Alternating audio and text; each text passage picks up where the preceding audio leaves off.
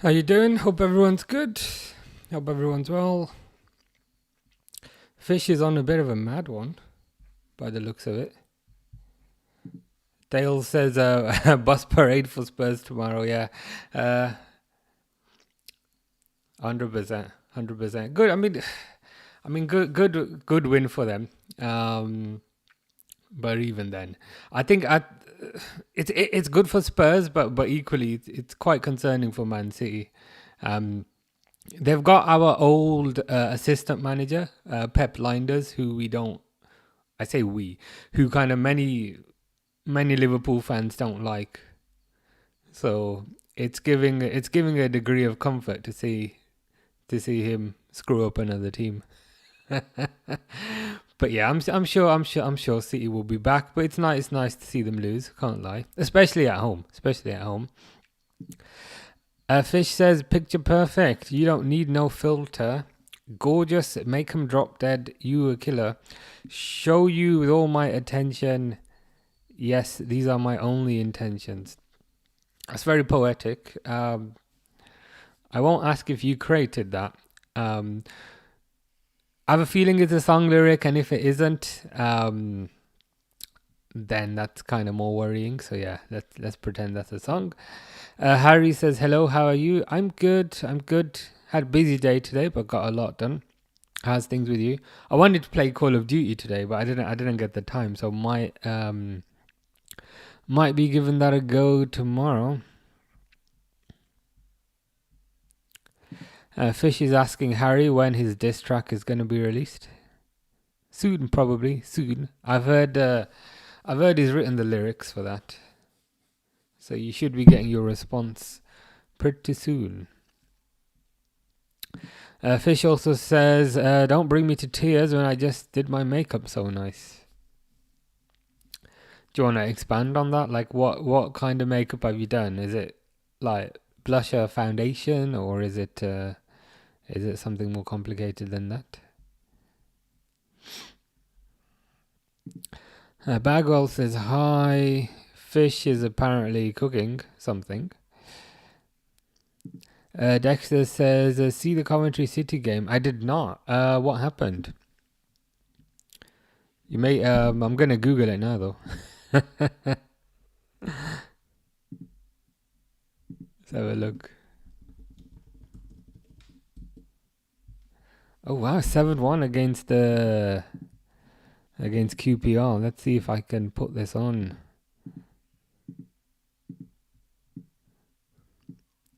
Dexter is correct.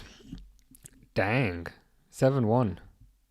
Sky Blues demolish Woeful Rangers.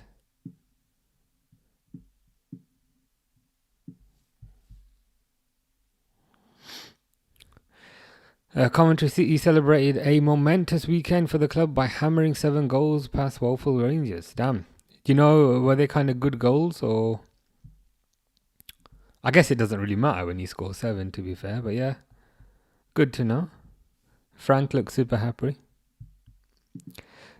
Jamal says Amarim has won 7 out of his last 27. Not good enough. Yeah, it's pretty bad.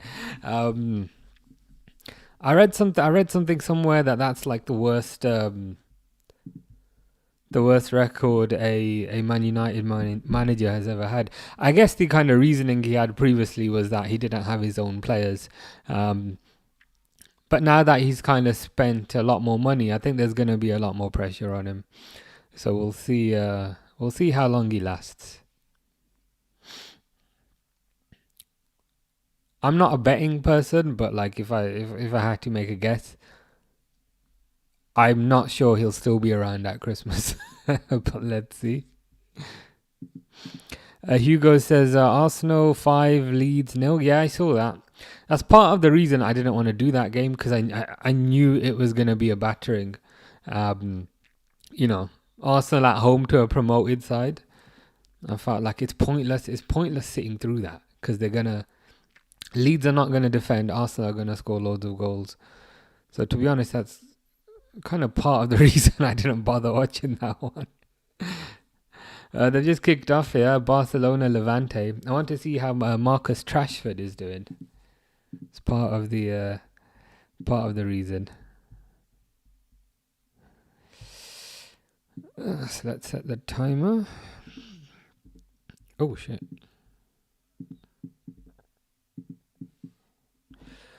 Barcelona wearing red? No, Barcelona in yellow.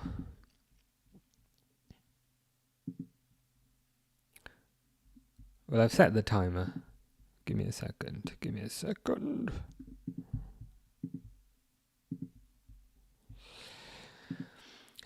Fish says, don't bring me to tears when I just did my makeup. So nice. Fish is Sigma and the rest of that. I'll try my best not to make you cry.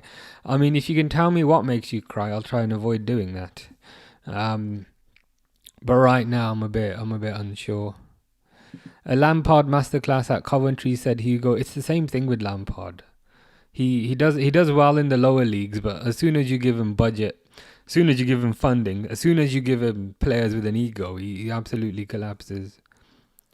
If I had to guess what's going to happen, Tuchel's not going to impress. He's going to be far too defensive at England. And then the media are going to say, oh, get Frank in. He understands how things work. And then they'll get Lampard in. That's probably what will happen. Dexter says there's one class goal from Victor Torp. This is the Coventry game. I'll need to check that out. Hugo says, I reckon this will be Arsenal's year. I don't think so, to be honest. Last week, people were saying it was Man City's year. I'm quite hesitant to kind of draw conclusions based off beating relegation standard teams.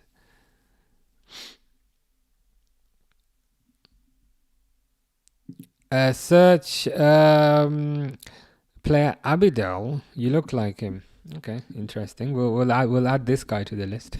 I've got Ruben Amorim. I've got Mo Salah. I've got. Well, it can't be Eric Abidal. It must be. What's his first name?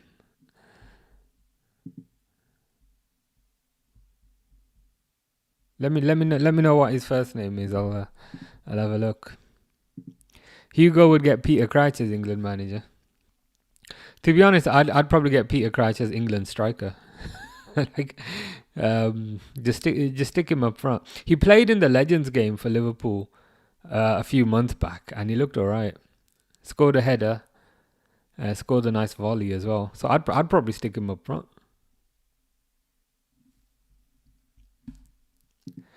Hazza says, up the mags. How you doing, Hazza? Hope you're good. James says, Gyökeres is not going to score many more goals. Yeah, to be honest, I doubt it. Like, I saw the first goal. And again, not trying to sound butthurt, but Leeds just completely stood there. None of the players defended, which is kind of bad enough. And then, in addition to that, he just went near post. And the keeper just didn't dive for it.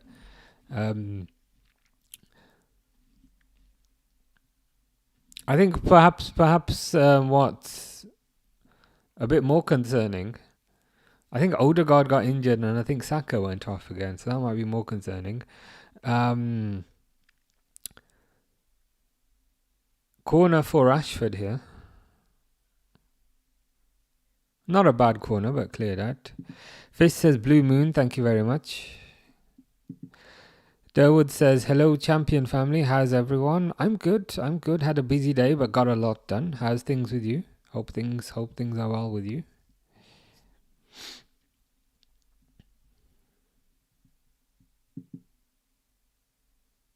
You don't know if he plays anymore. I don't. If you mean Eric Abidal, I do not look like Eric Abidal. Like Mo Salah, I could understand. Ruben Amorim, I could understand. Enzo Maresca, I could understand. This guy, I don't look anything like this guy. I genuinely don't see it. Hazard says, I'm good, bro. I support Newcastle. Very excited for Monday. Good luck. Yeah, good luck to you too. It is the most exciting game of the weekend. Can't lie, a bit nervous. But it is what it is. It is what it is. I just wish these games would be like at the at the start of the weekend. You know what I mean? So you can get the game done, and then you can get on. You can get on with your weekend.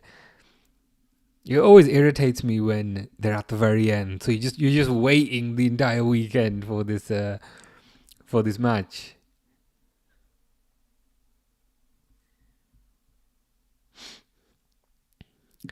We play Arsenal after Newcastle. Yeah. Is it a week later? Apparently, Saka might be out, and apparently Odegaard might be out, which is a positive for us. I guess the downside is Eze will probably make his debut. But yeah, it should be a good game. I think it's at Anfield, that one. Durwood says, "I'm good. It's hot today, but I'm still going." Well, that's the most important thing. If you're still carrying on, it's been quite cool for us. But Monday it's gonna be hot, which I was ruining earlier, because I was like, Monday, the one game where I have to plunk myself in front of a computer because it's Newcastle Liverpool. That's the day it decides to be hot. So that's pretty much the only day we've got where it's going to be hot. But yeah, thankfully it's quite cool here now. Hazard is also nervous, yeah. Understandable. We don't have a right back at the moment, so that it'll be interesting to see what happens there. Possibly Sabozlai playing there, possibly Endo, possibly Joe Gomez if he's back. Hugo thinks Liverpool 3, Newcastle 1. I think my prediction was I think we'll take it maybe 2-0, but I think it will be a tough game. Durwood says, Hazza, what's your opinion on some of your team's fans calling for your players to injure Liverpool players? You seem level-headed. That's the only reason I'm asking. Yeah, I think there's a... Ooh. Someone's just scored.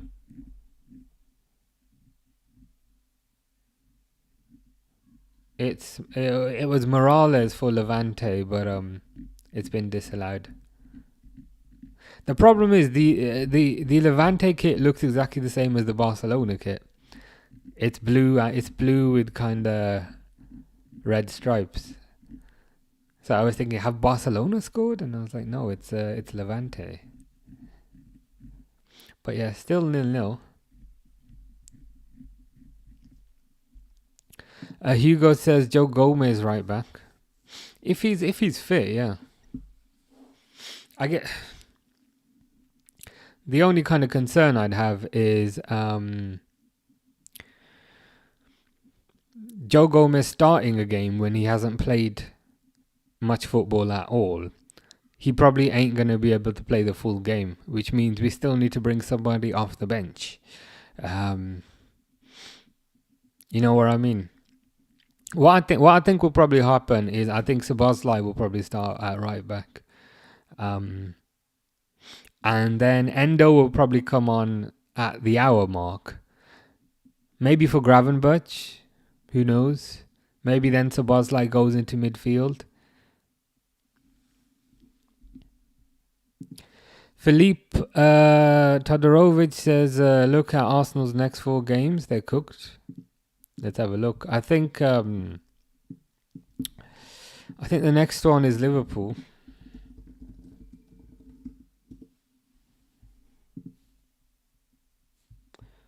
I don't know if you lot can see this here. But it's basically Liverpool Arsenal on the 31st of August. Then it's Arsenal Nottingham Forest mid-September. Then it's Arsenal Man City.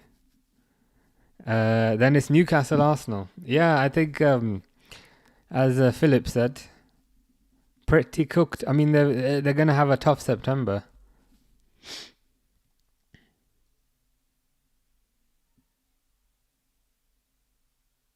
I guess that makes it all the more important that there aren't any serious injuries to Saka or Odegaard. It's supposed to be cool down down here next week. Thankfully, of course it cools down, and I'll move to a house with central air. Yeah, I hear ya. It's just been unbearably hot the past few weeks, past few months. But thankfully, that seems to be ending soon. Yeah, that's a shout. Leone could try right back. I guess the only kind of concern is, do you know if Leone's played much right back before? Number one. And I think right back in an honest slot team doesn't really feel like a defensive position. It feels more like an attacking position. And it would be a bit harsh to throw an 18-year-old in on his debut in a new position away to Newcastle. it would probably be a bit harsh. I think all things considered, it would probably be Szoboszlai. Daniel says Bradley. I think Bradley's injured.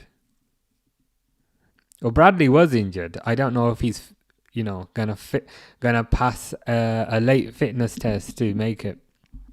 But last I heard, Bradley's injured, and Frimpong's also injured, so we're a bit stuck. Callum says, I don't think I could cope with another Endo at right back session. Yeah, it's an experiment which for me doesn't really work. I like Endo. I think he's great. I think he's great in midfield. But whenever I see him at right back, I develop a certain anxiety every time the ball goes over to that side. So I hope not. Taster Tester says, how's it, man? Pretty good, not too bad. How's things with you? How was work today? Hope that wasn't too bad. Ilyas says, hi bro, how are you? I'm good, thank you. Had a busy day, but equally got a lot done, so that's a positive. But yeah, not bad. How's things with you? Hope you had a nice weekend. Did you watch the Man Chiti game? I caught the last 5 minutes of it which is when I basically got home. And as soon as I turned it on, the commentators were saying, yeah, Spurs are 2-0 up, which is amazing. But this is the same point where they collapsed against PSG. And I was like, oh my God, did you have to say that? Now I'm worried they're going to collapse again. But thankfully they held on. So I just saw the last 5 minutes. I saw the Brendan Johnson goal like on my phone. And I don't know who scored the other goal. But yeah, surprising. I wouldn't have predicted that.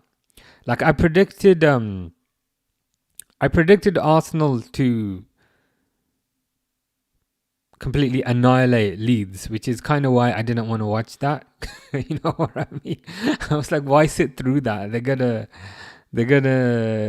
I didn't think they'd score 5, but I thought, you know what, it's gonna be so one-sided. I don't want to sit through that. But I didn't think Spurs would win against Man City. So I'm like, fair play. I see the Pep Linders has already infected that team, which is good to see. Hugo says it's been freezing lately. I don't know. It's been so cold. To be honest, I'm still finding this hot. It's like 20 degrees, which is still a bit too hot for me. Give me like 10 degrees. That's perfect.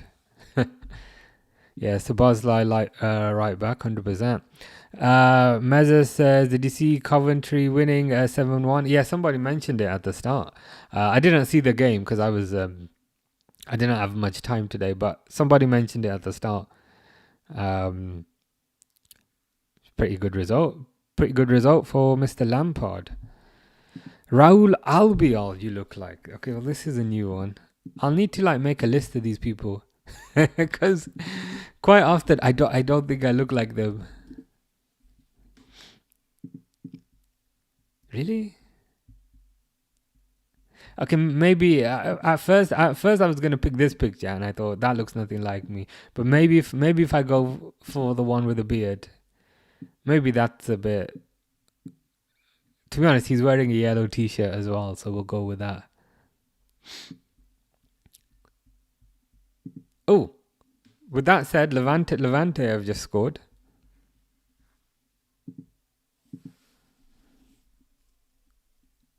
Romero. I swear, every time I'm I'm googling a picture, that's when somebody scores. Like, let's see what happens. Yeah, the broke down the left hand side, crossed it in. Barcelona defense nowhere, and then Romero just basically dribbles forward and hits it into the corner. 1-0 to Levante. Yeah, that was it. Palhinha scored the second goal. Yeah, was it a good goal? I didn't see it. I saw the Brendan Johnson. It was basically a low cross, and he kind of. I don't want to say he tapped it in, but he basically tapped it in. But yeah, hope the Palhinha goal was good. Durwood says it was a good game. Bad refs, but good game. That is the Premier League summed up in about 2 sentences. It's a good game. Bad ref, but good game. Trafford should have been sent off, but that's the PGOML for you. What happened with Trafford? What did he do? Bad tackle or bad punch or something? Again, I completely missed this game today.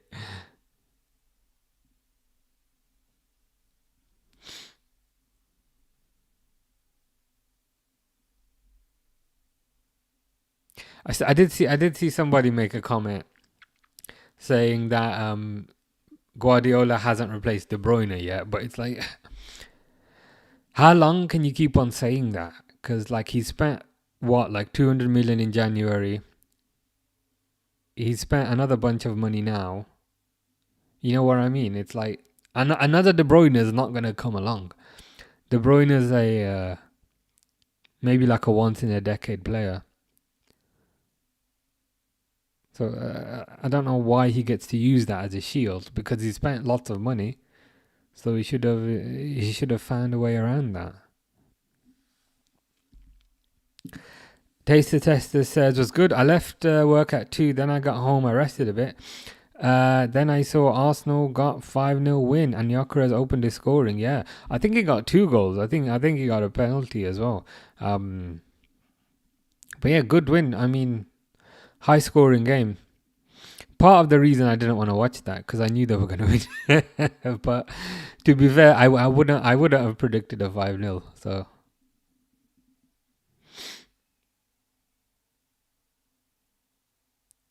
yeah, all things considered, good win. Barcelona are looking a bit more attacking now. Yamal's hair kind of matches his kit. Yeah, Palhinha scored the second. Came off defender, he smacked it, and it basically own goal or his goal. I see, okay. Deflected Trafford's arm outside the box, but natural position, I think. Fair enough. I'll need to watch it back.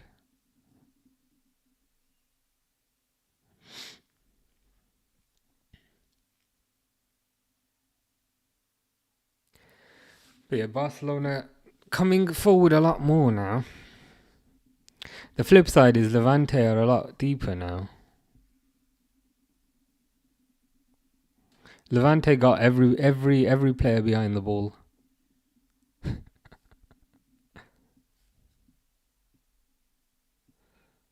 I hope they don't plan to defend for 70 minutes because we got a long way to go.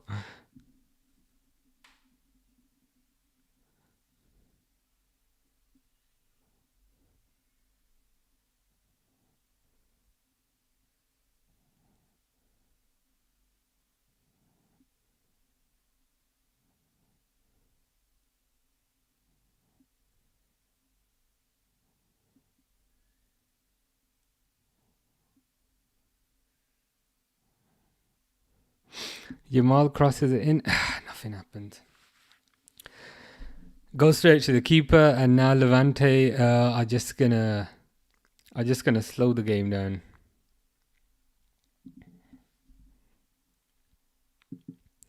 Tester says Barcelona will win. They were just caught sleeping a bit. Yeah, I think that's accurate. I think that's accurate. They were sleeping and Levante got a goal, but since that goal, Levante have just put every player behind the ball, and I feel like typically whenever teams do this, it's very rare that they are actually able to hold on to that lead for that long.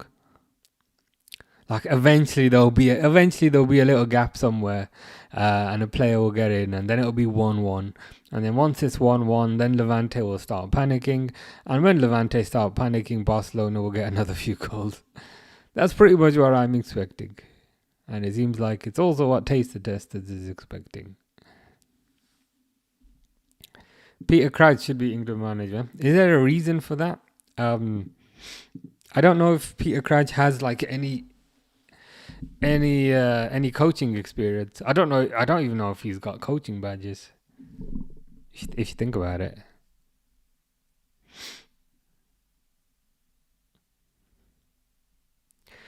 Peter Crouch should just come out of retirement and play up front. English has a laugh, funny vibe. To be fair, he ticks a few boxes. He does tick a few boxes. Maybe he'd be a good motivator. I don't know how things are going with Tuchel.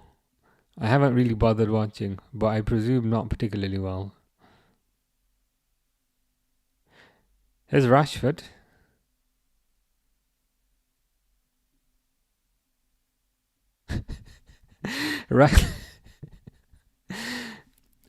Rashford gets into a crossing position, right? And then instead of crossing the ball, he passes it back. But he passes it all the way back to the halfway line, and then Levante almost counter. You know what I mean? that was pretty atrocious. Levante 3-1 Barcelona is Hugo's prediction. You think Levante will win 3-1? I think Barcelona might win 3-1. Trafford is the new Doku with his kicking skills. Oh right, so was it that high? Like Doku versus McAllister, that type of thing.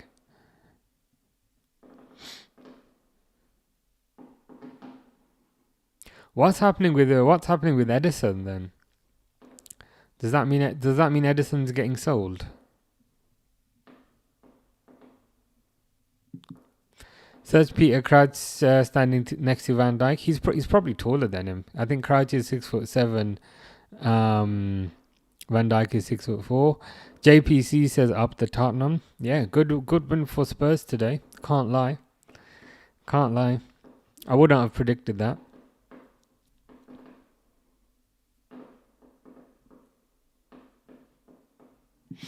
Edison to go. Yeah, I've heard. I read something about that. Edison to Galatasaray. Apparently for like a very small fee as well, for like £2 million or something. Does that mean Trafford is the Man City number one, or will they get somebody else? I heard there might be in for Donnarumma. And as soon as I said that, Hugo says that at the same time. Donnarumma to replace him. Yeah, so does that mean Trafford will be the backup? I presume so. And Donnarumma would be the starter. How you doing, Mark? Mark says, Gahey and Isak next week, mate. I think so. I think the Isak deal was just kind of dependent on this game happening first. But I think that will pick up speed. Maybe on the Tuesday, maybe on the Wednesday. Liverpool seem to have put all their eggs in that basket. So I can't see kind of what else would happen, if you know what I mean. Because they've got what? They've got Gakpo, they've got Ekitike, they've got Salah. They've got Chiesa, who was never good enough, apparently, and who they didn't even take on the tour, but now suddenly is good enough. Like I always thought Chiesa was great. But I'm still perplexed as to why he didn't take him on the tour. You know the the Asian tour. That was just like a month ago. Like, has he really, like, quote unquote changed his ways in the matter of weeks? That whole situation is weird. I'd like something doesn't add up there. Something doesn't add up there. But yeah, I hope this Isak deal gets done. Yes, that kick. I think Edison is going to Turkey. Yeah, I think Galatasaray or something. Apparently, the fee is very nominal. It's just a couple of million apparently. So hopefully that puts the whole Edison Allison debate to bed. Not that I ever felt that it was a debate, but for some people it was. 50 million is the asking price for Donnarumma. That's probably a good price in today's market if you think about it. All things considered, it's probably a good price. City said they can't afford his asking price. I'm not surprised considering they spent 200 million in January, 200 million ish in the summer. I don't know if they've offset any of that with sales or anything. But I just find it ironic to say, "Oh, I can't afford that," after you spend the best part of $500 million. It's crazy. It's like you spend, I don't know. It's like you spend all your money on designer clothes, and then you walk into a shop saying, "Oh, I can't afford a bottle of water," whilst you're wearing all these expensive clothes. It's like you can't afford them because you spent your money elsewhere. David says Forest versus Palace tomorrow is going to be elite given the circumstances. Yeah, 100%. What's the deal with Nuno? Is he going to be managing, or is that situation still a bit up in the air? Taster Tester says take Rashford off. He's going to cost them the game. He did do that weird thing where he ran down the left, and he was basically by the corner flag, and then instead of crossing it, he passed it backwards. But his backwards pass ended up being a through ball for the Levante striker. It's the weirdest thing I've ever seen. It's like his pass ended up being the worst possible thing he could have done. Hugo says 3-4-3 we should play versus Newcastle. You reckon? My only concern would be we don't really play that system, and I wouldn't risk playing a new system, especially in this game, if you know what I mean. I'd rather they kept the existing system and then just slotted Szoboszlai or someone into right back. Because 3-4-3 is completely different.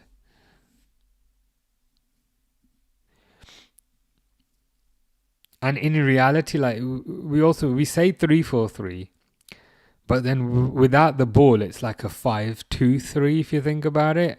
And Newcastle's midfield is amazing with Joe Linton, Tonali, Gumares. I wouldn't want just two going up against those. Like, I'm concerned that 3 won't be enough. So, yeah, I think it probably makes sense stick with the same formation. I think that got us to the dance. Durwood says, I think they didn't take him because he was supposed to be leaving. Probably didn't want to risk the injury. Yeah, that is true. I mean, you're probably right as to what the reasoning is. They probably thought they were going to sell him.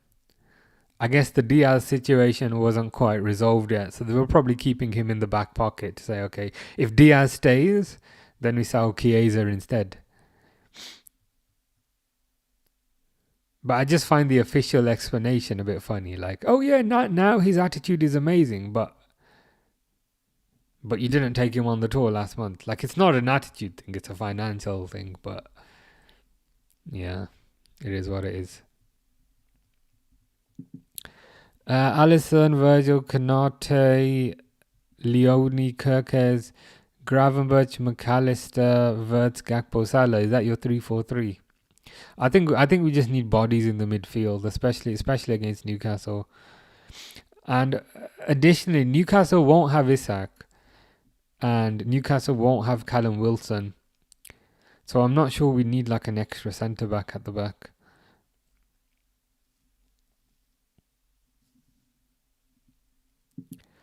Forest 4-1 Palace. Could go either way. David says apparently Ange, mate, is going to become a Forest manager, mate. I would love that. Purely because it'd be hilarious. Going from ultra defensive to ultra attacking. They're literally like polar opposites in some sense. Like, going from the most defensive team into the most attacking team. I still think Ange is hard done by. So I wouldn't mind seeing him back.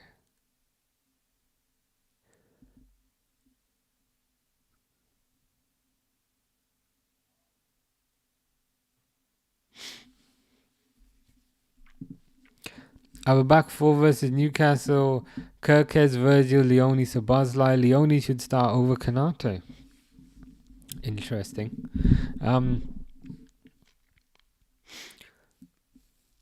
Long term, maybe. My only concern would be like he's new, he doesn't know the system. It would probably be a bit of a risk to play him. Long term, I think Leone is somebody who's gonna gradually get minutes, and then you know what I mean. Long term, he might force his way into the squad. But I doubt they'd risk like an 18-year-old centre back straight away, if that makes sense. But if this was January and he's been playing well, then they might do that. But I doubt he'd do that in the first game. David says only problem we have with Leone is he needs experience before he starts. Yeah. 100%. He needs to kind of learn the league, learn the system, learn how his colleagues play. It's gonna take a bit of time. Konate is gonna get smoked by Gordon, bro. Possibly. But I still think it's a bigger risk to play Leone because he's 18. He's 18, and if Leone was to get smoked by Gordon, that might give him a bit of a like mental block, which would make it harder for him to kind of settle in and stamp his mark on the team. So yeah, I think it's the less risky thing to just kind of play Konate, I think. He will make an appearance, but I don't think he'll start. Is that Leone for that? Sanya says Om Sampion Apo Ara Nagantak Om. I don't know what that means, but I do agree with you. Doge says, hi all, it's been so bipolar with the weather today. Yeah, it has. I went to the supermarket in the morning, right, and it was nice and cold. And I was like, all right, let's go. And I put my coat on because it was cold. And it was cold. And then on the way back, it was sunny as hell. And I was like, what's going on? What are you doing? I've got a coat on and I've got the sun beaming on my face. So I think your description of the weather is accurate. Thankfully, it just happened on my way back. If that happened like halfway to the supermarket, I would have been proper annoyed. But yeah, it's good explanation of the weather. We're in that kind of volatile period where it hasn't kind of fully gone cold yet. It'll be cold for a bit, hot for a bit, cold for a bit, hot for a bit, but hopefully not for long. Gordon versus Szoboszlai is an interesting battle. It is. I'd rather Gordon versus Szoboszlai than Gordon versus Endo, because I think at least Szoboszlai has the physicality to kind of to deal with Gordon. David says Szoboszlai will float into the midfield and play as an inverted fullback. I think that could make sense because I think the concern I have with Newcastle's midfield is it's just so strong. with Bruno, Tonali, and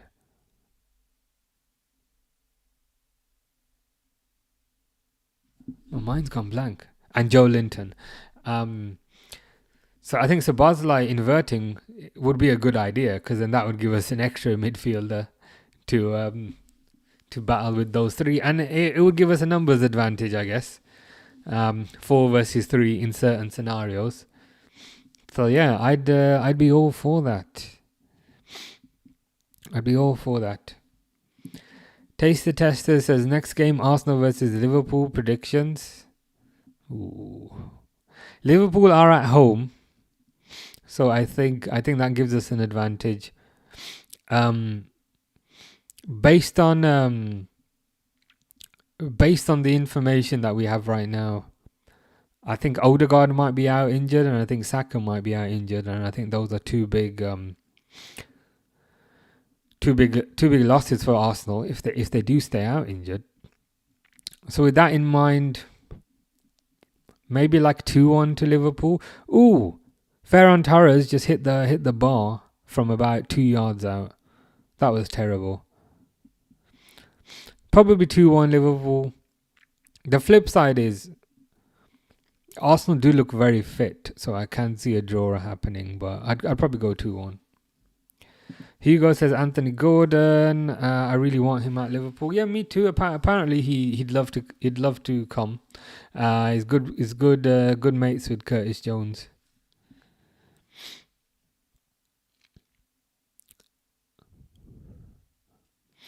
So yeah, I'd be happy with that. There just hasn't been enough kind of noise in that area this window for that to happen. But I thought it's one of those things that I thought might have happened last year. Rafinha thinks he's Ronaldinho with that hair thingy. Unfortunately for him, he's not. Taste the Tester says, "Let me open all my freezers and connect a huge fan to send you some cold weather that side." Yeah, I'd be all for that. He'll have a long way to travel. How long's the flight? South Africa to UK? It's probably gonna be long. It's not too bad actually. It's 11 hours. I thought it was a lot more than that. So yeah, definitely do that. I was concerned it might be too far and the cold air might heat up a bit, but no, it's possible. David says Gordon's too inconsistent and won't fit with the style of play that Liverpool have. I guess the concern might be for me. I think he's quite similar to Gakpo. What I liked with the kind of Gakpo Diaz dynamic was that they were polar opposites in the sense. Like Gakpo, I felt like he was like a fake striker who would just cut inside and take a shot, whereas Diaz would pretty much never take a shot. He'd always go on the outside and use his trickery to try and get a pass in. So I liked the fact that they were opposites. I guess the downside with Gordon is he'd feel a bit more similar to Gakpo. But to be honest, I don't think they'll sign any left winger. I think they want to keep that position open for Rio, which is fine. But if they want to do that, play the guy. I would have loved to have seen him come on against Bournemouth, for example. And I appreciate he didn't. And I appreciate Chiesa came on. And I appreciate that made sense because Chiesa got the winning goal. But regardless, if the pathway is there for Rio, I at least want to see him be an option to come on. You know what I mean? Hugo says McAllister, Gravenberch, Wirtz more than Guimaraes, Tonali, Joe Linton. I guess we'll find out on Monday. Samuel says Saudi League is still interested in signing Bruno Fernandes. Apparently they're interested in Bruno Fernandes. Apparently they're interested in Casemiro. I mean, what kind of price would they go for? That is the question. Hugo says, I think it's freezing here in UK like winter. Nah, not right now. Right now it's not winter. Right now it's still pretty warm. Um, but that will change. That will change quite rapidly. Right now, like I still have the fan on. I'm still finding it quite hot. Brazil lack players like they had in 2002. Yeah, it's not. It's not the same. They don't have those kind of mega stars that they had back then.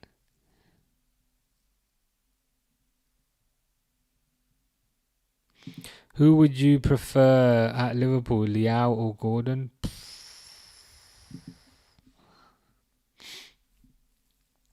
I mean, it would depend on price and wages and all that. But if both those things were equal, ooh, Levante almost scored the second.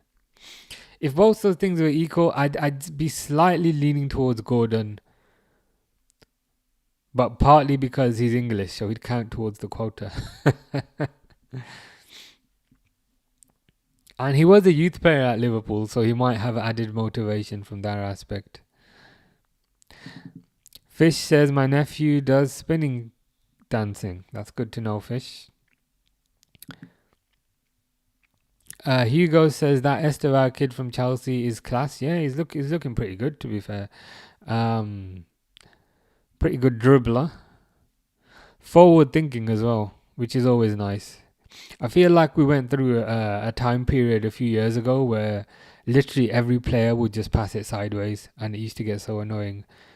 But now we're kind of growing out of that phase, and players are becoming a bit more forward thinking again, so that's nice. Under the Floodlight says AC Milan are losing to a newly promoted team at home first game of the season.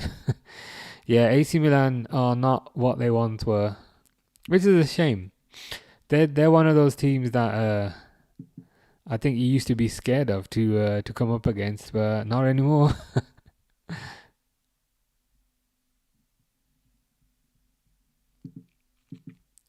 David says Gordon has the Scouse effect. To be fair, yeah, 100%. I think he'd want to prove something as well because he did play for Liverpool as a child, and I think he was released. So he might feel like he's got more to prove, and that would be a positive. Fish says, "Yo, we're facing Man United, easy win." Does that mean you are a Fulham fan? To be fair, well, I hope you get a win. Gordon Jones, yeah, of course.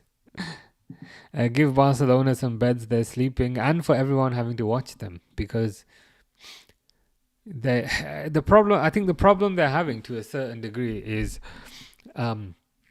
Yamal is being very heavily marked, which you can understand to a certain degree, and Rashford is being left free.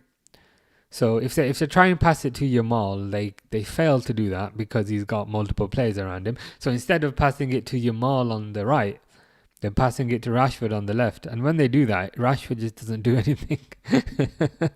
So it's a bit of a stalemate. That all the Levante defense is kind of skewed towards the right hand side. And Rashford who's free on the left, is incapable of doing anything of any value.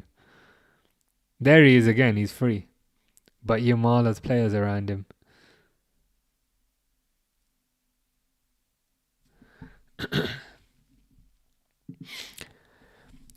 Tupac says, don't mention 2010, we lost the final to Atletico Madrid. Okay, I'll try my best not to mention it. I appreciate I did just mention it just there. But sometimes you gotta mention it to not mention it.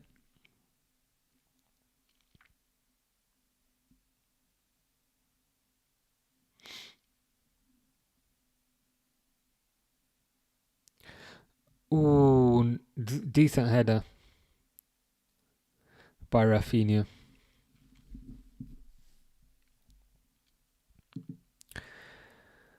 However, Gordon played for Everton, in my opinion, which isn't great. True. To be fair, so did Gary McAllister. Gary McAllister's quite loved.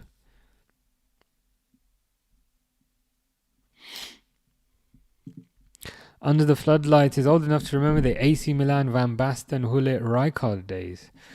Those were some glory days. I'm old enough to remember the 2005 Champions League final with the Crespos and the Kakas and so forth. Even on the bench, they had like Serginho, and we had Jimmy Traore. So, yeah, they're not what they once were. Hugo predicts 1-1 United Fulham. That's probably a good prediction. LFC says, "Are you a Man United fan?" That's quite the insult, but I'll let you off. Taste the Testers says, according to the media, Yamal and Rashford don't like each other. I'm not surprised. I'm not surprised. I appreciate that they're on opposite sides of the pitch, but there doesn't seem to be much harmony between them. It's like Yamal is doing his own thing on the right, and Rashford is doing his own thing on the left.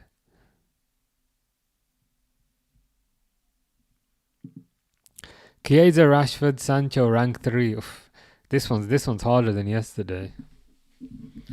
Well, Sancho would be last.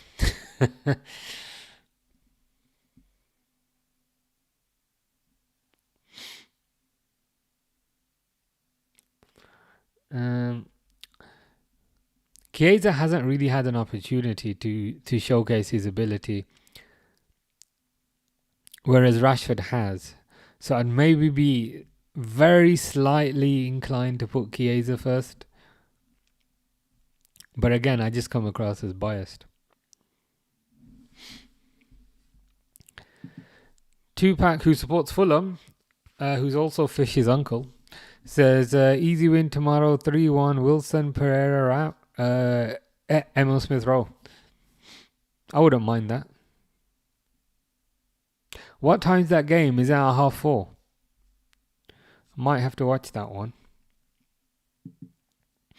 Hugo says Colo Torre, the Man City training staff or something. I saw that on TV, that traitor. Yeah. Colo Torre and Pep Linders. Colo Torre, I think, to be fair, I think he might. Yeah, he did play for Man City. And also Arsenal. So I'm willing to let him off to a certain degree. But yeah, the Pep Linders thing is a bit wild. Poole Town FC will win the Champions League in 6 years. If you believe it, I believe it.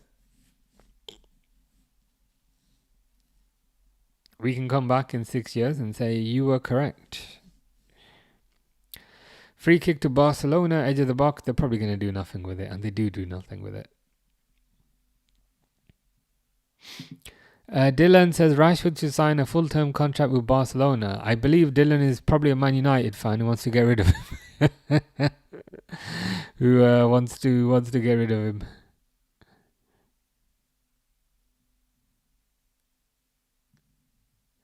Bode says who will win Prem this year? I'm going for Liverpool.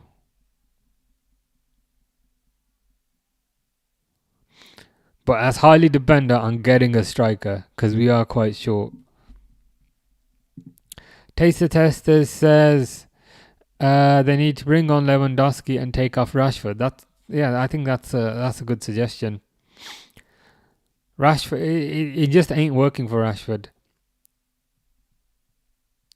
Like, he's got a lot of space because Levante, they're marking the right-hand side where Yamal is. So Rashford keeps getting the ball but just doing nothing with it. It must be frustrating watching that guy. Search WWE. I know who that is. Is he another one that I look like? He's the one with the beard. I know who that one is. Yeah, Dylan wants rid of Rashford. And to be honest, I don't blame you. Just get whatever you can for him at this point. And I think Cunha's taken his shirt as well, hasn't he? So there probably isn't a route back for him at this point. Marco says Newcastle will win the Premier League in 10 years. It's possible. Certainly possible. How do you feel about losing Harry Wilson to us? I can't say I really feel anything about that. I don't know, that's harsh. That's a bit rude. I mean, he didn't really get much playing time at Liverpool. Oh, what's the ref? The ref's doing the whole I'm going to look at the screen thing. Um, so yeah, I can't say Harry Wilson going to Fulham annoyed me or anything. Sometimes it doesn't work out, and that's fine. You are going to Sunderland, yes. It's a penalty check for Levante. If Levante go 2-0 up, that's straight up funny. To me, I don't think that's a penalty. And the referee has given a penalty. Like the defender's arm was by his body as far as I could see. But Levante have got an opportunity to go 2-0 up here, which would be hilarious. Would Totti have won a Ballon d'Or if he left Roma? I think it's highly dependent on where he would have gone. Ballon d'Or is basically a glorified popularity contest at this point. I think if he would have gone to maybe one of the Spanish teams or something, then I think there's a possibility.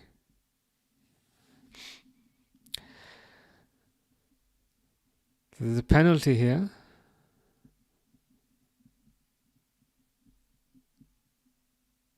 For Morales.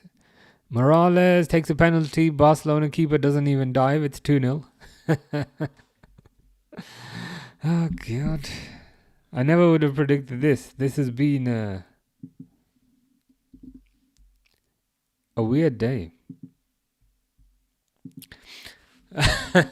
Derwood, who supports Barcelona, says, as soon as I saw Rashford was starting, I didn't even bother to turn it on. That should be the characterization of Rashford's Barcelona career. It's got to the point where people who support Barcelona don't even want to watch. And to be honest, you did the right thing. He's been terrible. I don't mean to scapegoat him, but like the ball keeps going to him and he keeps doing nothing with it.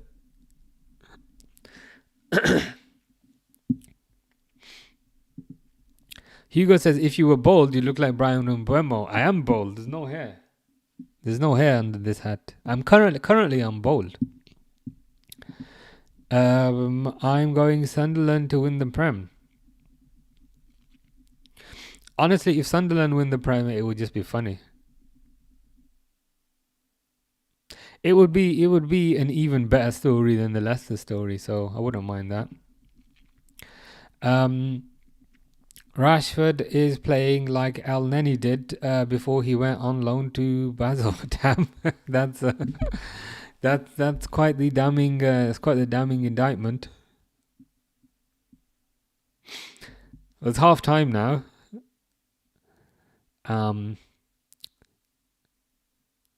So yeah, let's see if he comes on for the second. I got a weird question, and you know when they put like sprinklers on the pitch, where's the water coming from? When I went to the Liverpool game the other day, I saw that as well. But I was like, where's the water coming from? The sprinkler? Like, are the sprinklers hidden under the lawn or what? Where's the water supply? Because it's just like a little square. But anyway, I need to Google that because it irks me. Where's the water coming from for the sprinklers? Is somebody putting the sprinkler there? Or is the sprinkler coming from under the lawn? I don't know. Are we home or Old Trafford? You're at home. You're at home. Ah, they're underground. Interesting. That makes sense. Because it's like a little square, so I was thinking, where's the water connected? So then, how do they put the sprinkler on the surface? Is there like a latch, and they open the latch, and then sprinkler appears? You know what I mean? And then how does that how does that keep the surface smooth?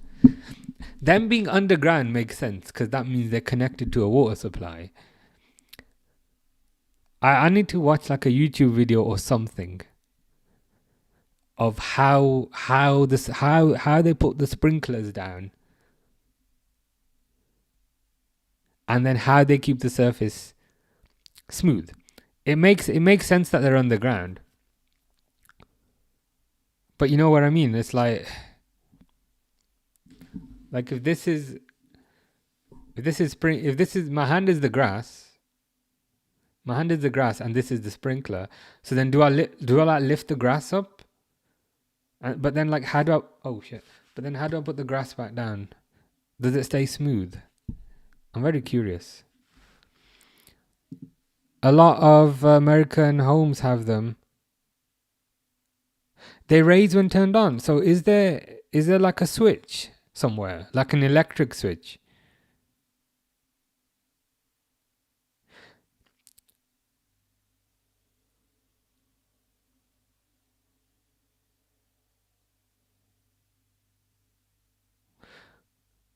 But then, does it affect their running? Like, if they're running and they're running over a sprinkler, like, is the surface still smooth or what? I don't know. I need to look into this. It's one of those things that just irks me, and it's one of those things that I always say I'm gonna Google, and I never do. But it seems they're underground. You can do it manually or on a timer. Interesting. Yeah, I need to look into this. I'm just curious because I always say it and I'm like, how's that working? Tati or Kaka, says Hugo. I saw more of Kaka, so I'll probably go for Kaka. Tupac, you do not support Girona, you support Fulham. The ground is dug out for the piping and the sprinkler, which I get. But then,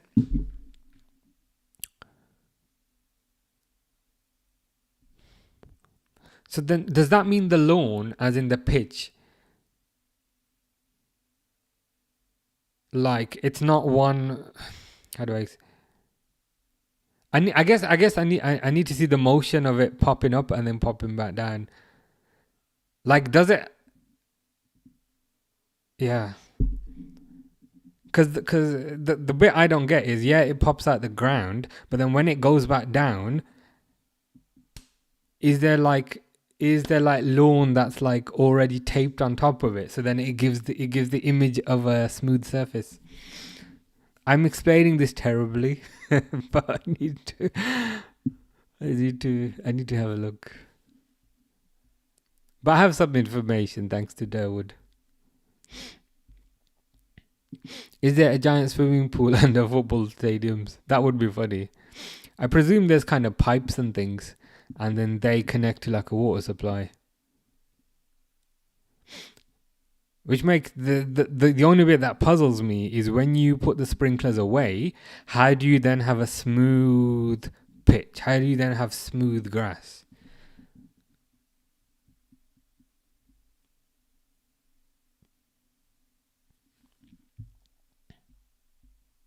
I appreciate this the most bizarre topic, but it's just one of those things. Have you ever watched the Choco Brothers? I used to back in the day. Barry and Paul? Barry and Paul, they were the Choco Brothers, right? One of them's dead. I think Paul is still around, but I think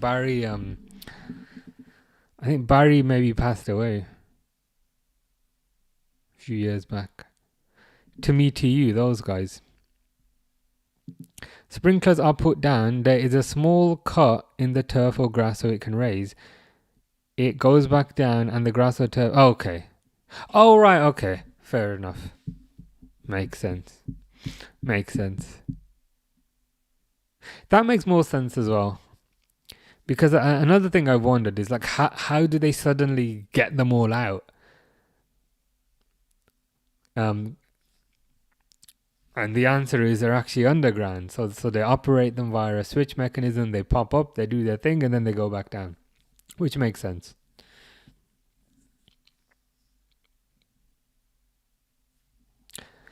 It's always interesting to see how things work. Taster Testers is off. Enjoy the rest of the day. Got work again tomorrow. Enjoy work. Hope work's not too bad. And yeah, take care. Enjoy. Yeah, Barry Chuckle. But Paul is still around.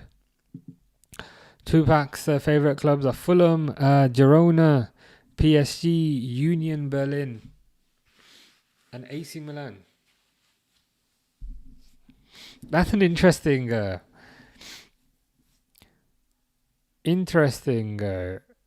group of teams that you got there. You got an Italian team, you got a German team, you got a French team, you got a Girona or Spanish, I think, and you got an English team. Scholes, Rivaldo, Kaka, rank those three. Well, this is going to be controversial.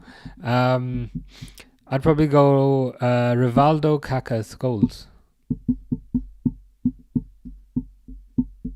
The revisionism on Scholes is crazy. I actually watched Scholes play. Scholes was never all that. Scholes couldn't even get into the England team. Like he was fine. Like he was a good passer, and he had a good shot on him. But he was terrible at tackling, and he never seemed kind of particularly well rounded. And at the time, like nobody really cared. Genuinely, nobody really cared.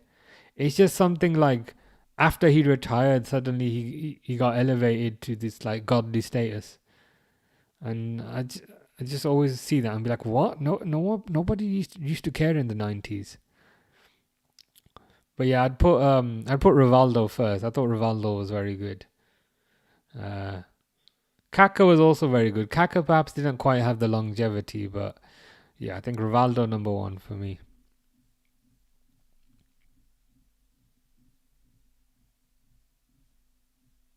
But yeah, what would you put? I think again it's one of those that people could rank either way.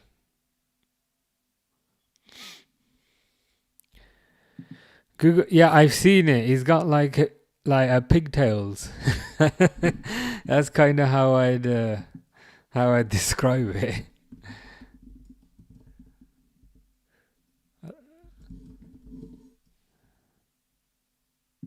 I don't know if that's the official the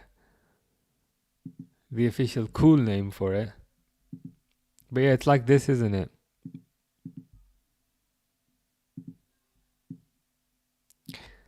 I mean, he's working it. I mean, it looks pretty good for him. It looks like he's pulling it off. So good for him, I guess.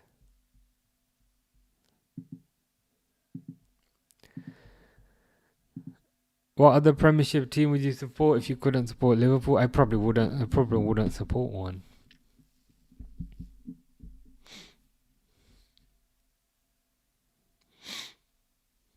It's one of those things. I think when you're, or more often than not, when you're younger, you end up supporting a team. Equally, like I know some people who follow football, but they say that they never had that moment when they were younger where they started supporting a team. So even though they watch football now, they just don't support anybody. Which is kind of crazy when you think about it.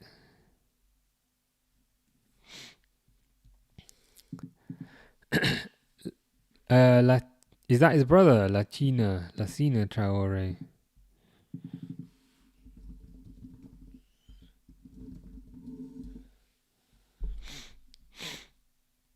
I mean, this looks pretty normal, unless it's a specific hairstyle. I say normal.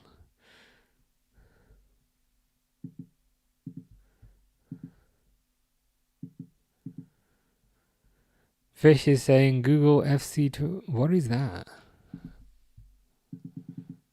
I'm googling that with the screen off because I don't know what's gonna come up. This guy is a player.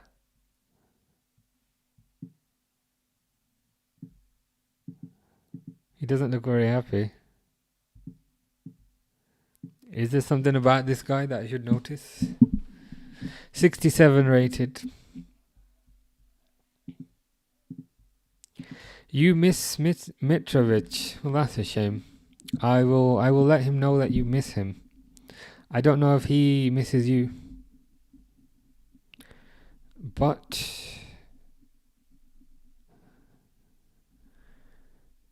I will let him know the next time I see him.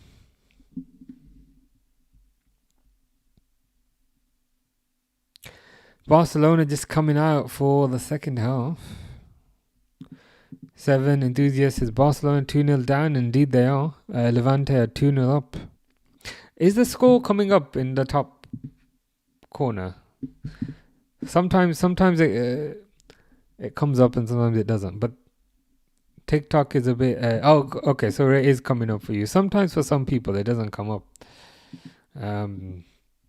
But I think it's like dependent on whatever phone they have. Like sometimes certain phones they like proper zoom in. But your phone's working correctly, so that's good. I look like Carvajal. That's a new one. I've been told I look like Salah. I look like Amorim. I look like Enzo Maresca. I look like Carvajal. I look like Elias from WWE. Who was the other one? Was it Raul Albiol earlier?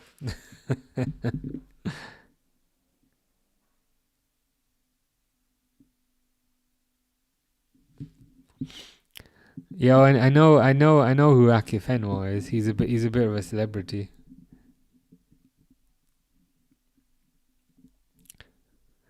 He's wider than he is tall. I'm not googling that. I do not want to end up on a watch list. Thank you very much.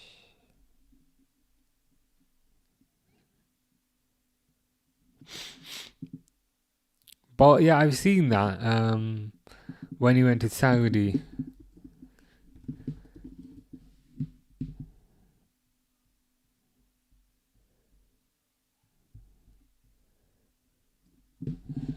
Maybe if I add the word Saudi.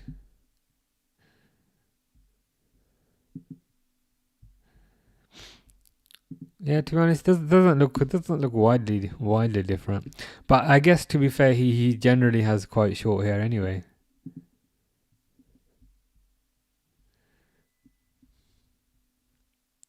Yeah, I guess if he had like wildly different hair, it might look a bit more out of place. But it looks pretty normal.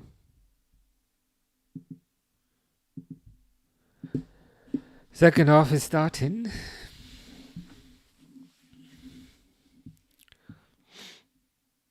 Long way back for Barcelona.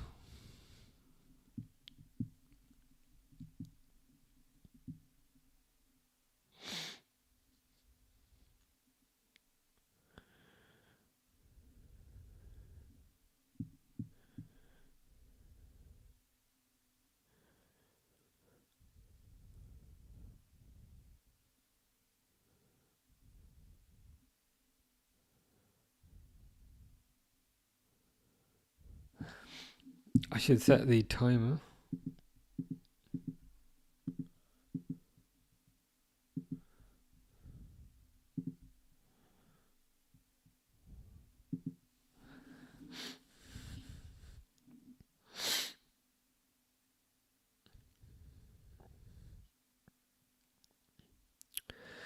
Let's see if they can do anything.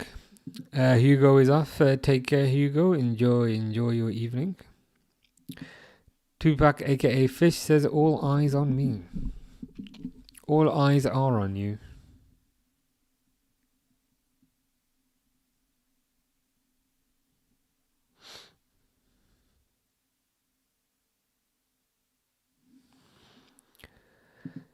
P5am says, did you see that Arsenal have taken the Chiesa song, F off Tottenham, I'm a good... That seems to be the way Arsenal operate. They seem to pretty much copy everything.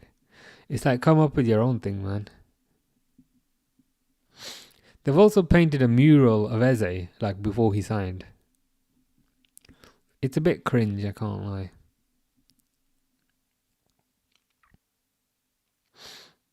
Like, I don't know, I just feel like they see Liverpool do these things and then they feel left out. And then they just copy it for their own means. It's like, invent your own thing. Gunnosaurus is pretty cool.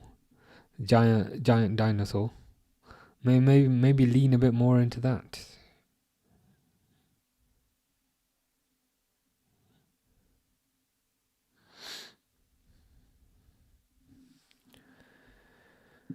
Fish is going outside for a cigarette. Enjoy. Buy me Fulham cookie, £1. What type of cookie are we talking about? Is it like a double chocolate cookie? Or is it white chocolate and raspberry? Because they're the best type of cookies. Corner to Barcelona. Let's see if they can do anything with this. And the answer is no.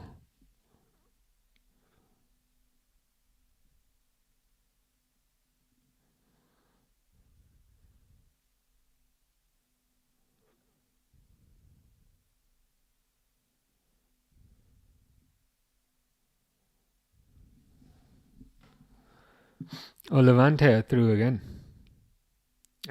Saved. I guess that's the issue. Barcelona committing so many players forward. Levante just counter.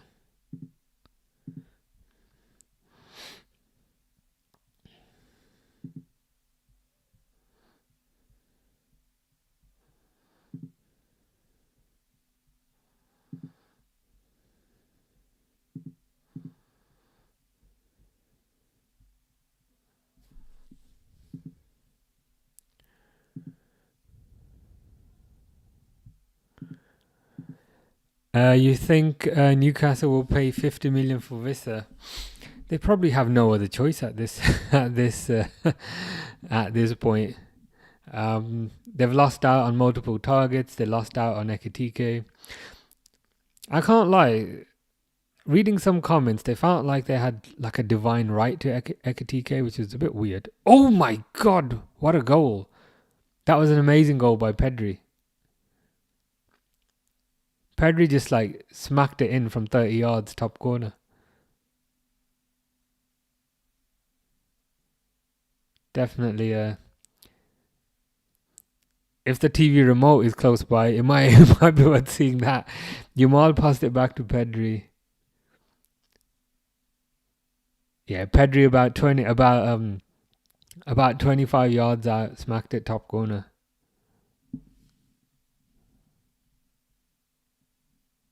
That was a nice goal. I didn't think that was gonna go in, to be fair. I did not think that would go in. It's 2-1. But yeah, about the Whistle thing, it's got to the point, I think, at this point where there's no other options. It's like if you're absolutely starving and there's no food, if there's no food but you've got $1 million in your pocket and you can buy a pizza for $1,000, you'd probably do it, kind of thing. So yeah, I think they probably would, because otherwise they'd be kind of very short up front. Apparently they went for Ekitike. Ekitike said no. Apparently went for Sesko. Sesko said no. So I think, even though it's perhaps not their first choice, and even though it's perhaps not their backup, I think it's probably the only option on the table. So I think they're probably gonna have to, all things considered. P5AM says, how's Rashford doing? Absolutely terrible, to be honest with you. Yamal was being basically double marked on the right hand side, which meant the left hand side was free, which meant that naturally Rashford was free. And whenever Rashford got the ball, he just ended up doing absolutely nothing with it. So yeah, he's not been doing great. Rashford comes off, they score, time to turn on the game. Yeah, it's not a coincidence at this point. Christian says, buonasera, dilly ding, dilly dong. How you doing, Christian? Hope you're well. Hopes all is good in Lake Como, like it is good on this pitch, because now Ferran Torres has scored. So now it's 2-2. So Rashford might literally be the worst luck charm you've ever seen. Crossed in and then volleyed.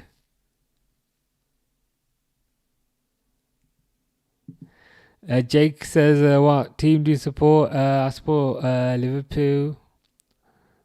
How about you, Jake? Tupac is on holiday in Craven Cottage until January. Very nice. Enjoy your holiday. Yeah, I mean, two goals in quick succession. And they were both good, to be fair. They were both pretty good goals. Pedri with the long shot and Torres with the volley. This game was just completely turned around in the space of 2 minutes. Levante get a chance there, but they don't quite convert.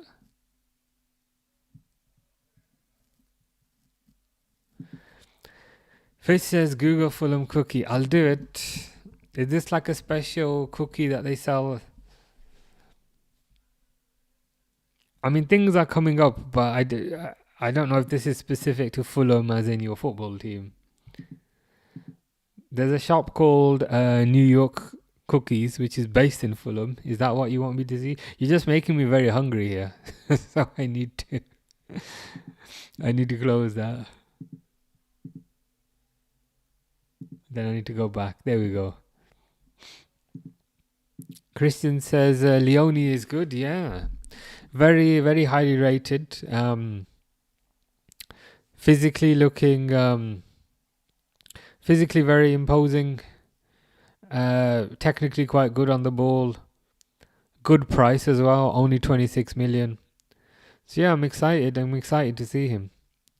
I don't think he'll play tomorrow.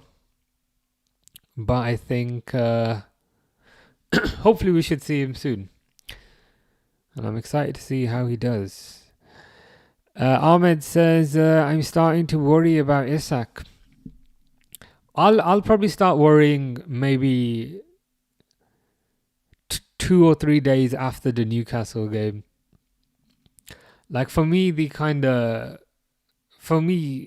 the reason why it's been playing out like this is I think they wanted to get the Liverpool Newcastle game out of the way. And then once that game is out of the way, things will pick up. I just think the situation is too far gone. The situation is too far gone now for Isak not to sign. And I think if Isak does not sign, then this whole situation is a disaster. Especially with the statement that he put out. But I think me personally, I'll probably start worrying maybe a few days after the Newcastle game.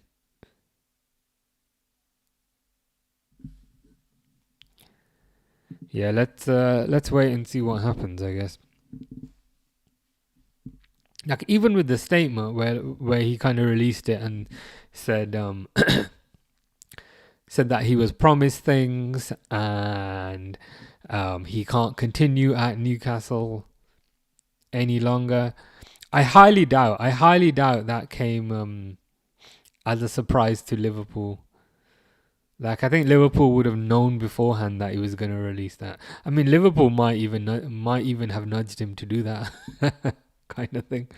So I got a feeling this is all just part of a game, which will get resolved very soon. Tupac Fan TV says F Chelsea.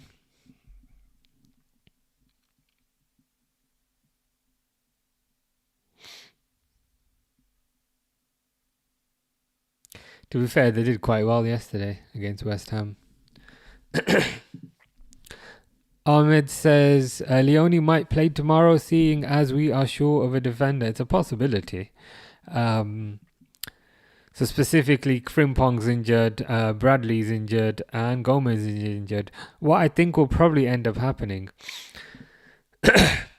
What I think is what I think will probably end up happening is Sabazlai will probably play right back. It would be a bit it would be a bit much to throw Leone in, I think, for his first game away to Newcastle. But you never know. But if I was to guess, I reckon Sabazlai plays there.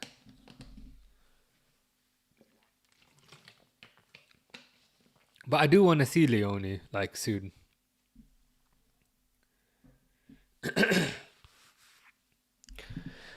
P5am says Isak will be a Liverpool player by next Thursday, or Liverpool will move to Rodrigo. I think and I hope that the Isak deal will get done. I just have a weird feeling the whole Rodrigo thing is like a smoke screen, because I've heard like journalists have said it, but there hasn't really been like any meat or any substance underneath that, if you know what I mean.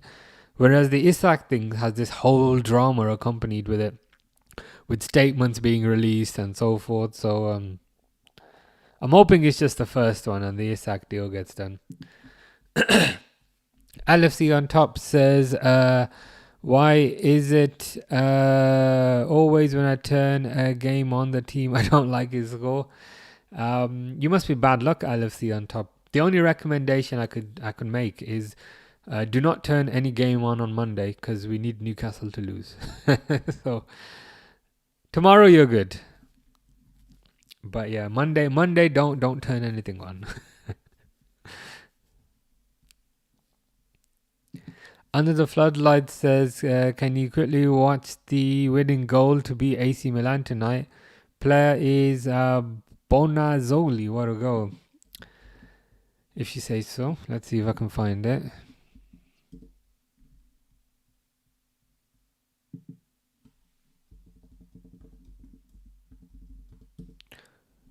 I've probably just spelled Bonazzoli wrong, to be fair.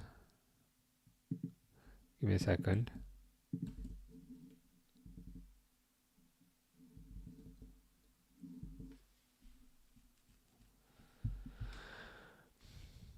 Everyone's just saying, what a goal, what a goal. I'm trying to see where somebody's actually uploaded it.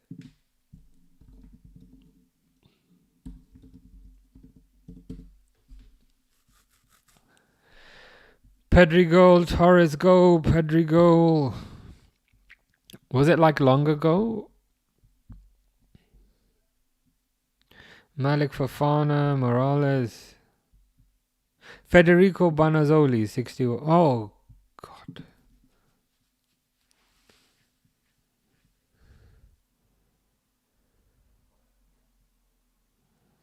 Just waiting for this to come up. It says web server is down on that website. I've got it in the background though. I'll keep on refreshing it.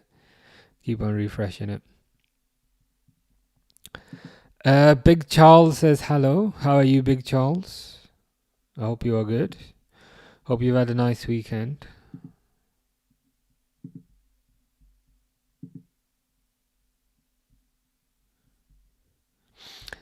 Everyone's saying this is a goal of the season contender.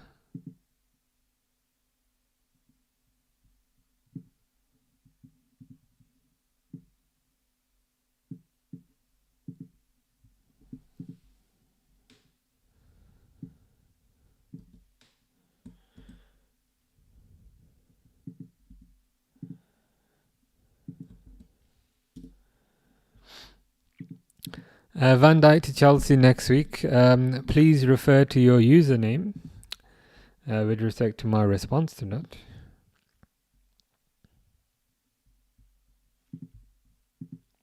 Number 15 says, hey man, how's your day been? Good, to be fair. I'm busy, but I got a lot done.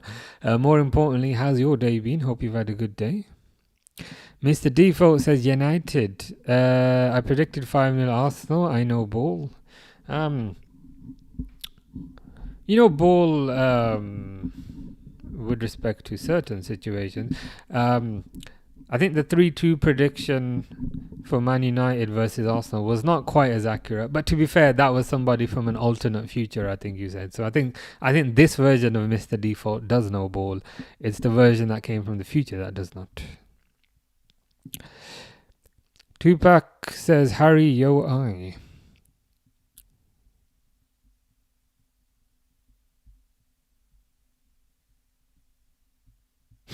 What are you on about?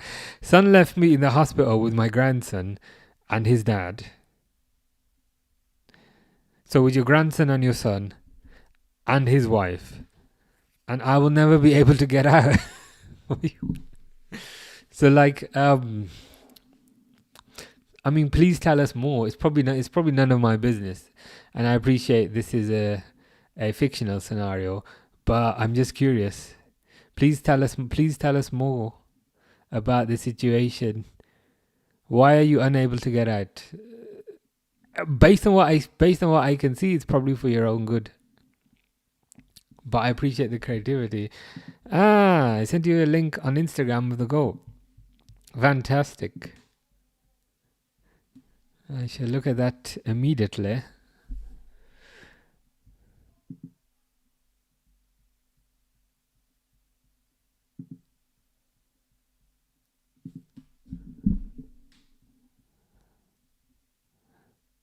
Okay. I presume, AC Milan are going to be in red.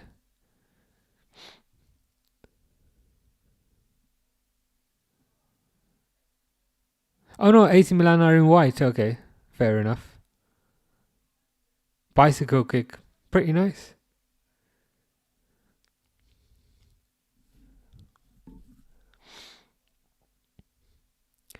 It's just extremely confusing that the other team is wearing red and black stripes. Oh no, so Bonazzoli scored against AC Milan. Right, okay, that makes sense. Yeah, nice goal to be fair. Cross bicycle kick.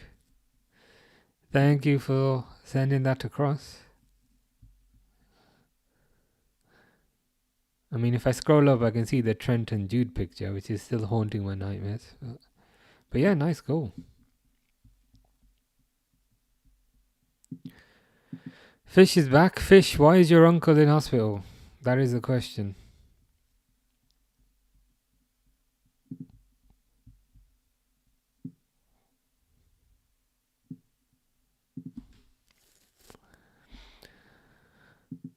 Ilias says, hi bro, could you come on for Man United versus Fulham? Yesterday you said maybe, but no pressure. Yeah, I will. No problem. I managed to get a lot done today. That I didn't know if I'd get done. So yeah, I shall do that. It's 4:30, isn't it? I'm gonna need to create a thumbnail though, but I can do that, no problem.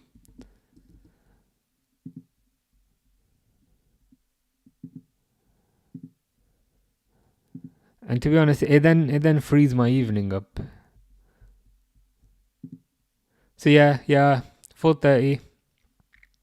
I shall be here in the same spot. Fulham are at home, so they might get something.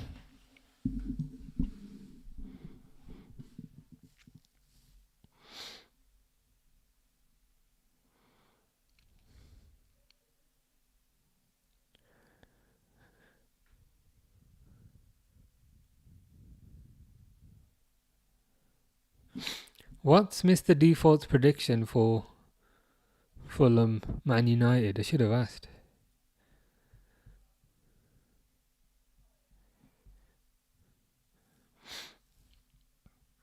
But yeah, I'll come on for that one. Cami Gray says 3-0 United tomorrow. Cunha 2 and Sesko 1. A pretty bold prediction, that. I was gonna go for a draw, but is that like a boring prediction? I feel like that is a boring prediction, to be fair. I was gonna go 1-1, but I think that might be a bit of a boring prediction.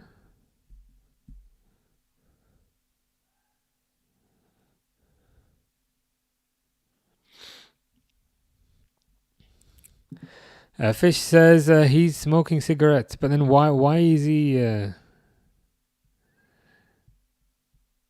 Okay, that.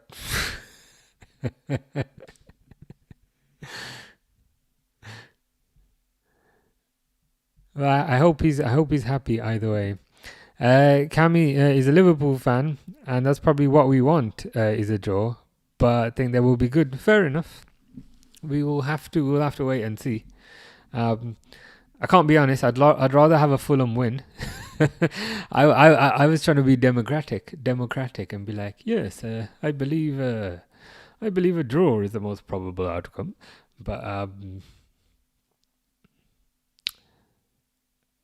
to be fair, they did look quite good against Arsenal.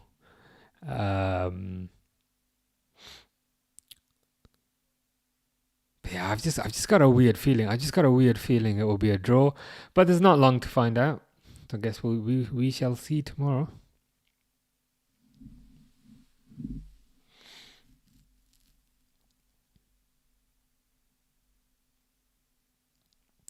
Apparently, they're in for another keeper as well.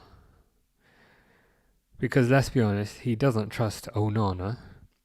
Why doesn't he trust Onana? Because he's got eyes and he can see Onana is terrible.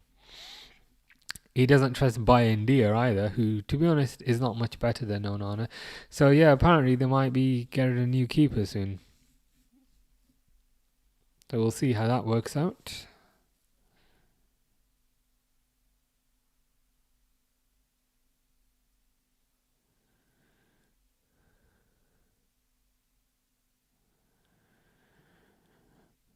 But yeah, just waiting for the Newcastle game at this point.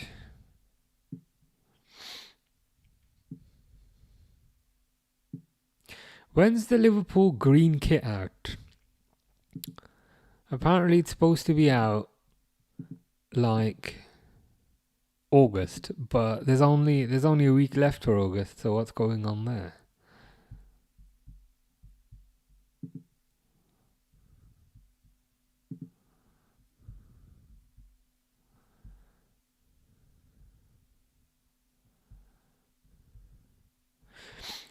Tyler Morton is apparently very popular at Lyon, so that's good. Good for him.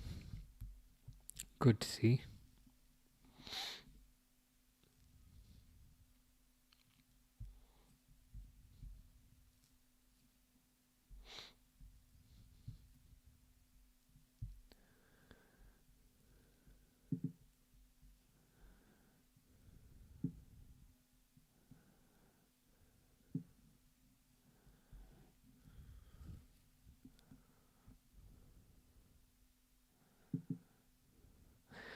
$20 minutes left in this game.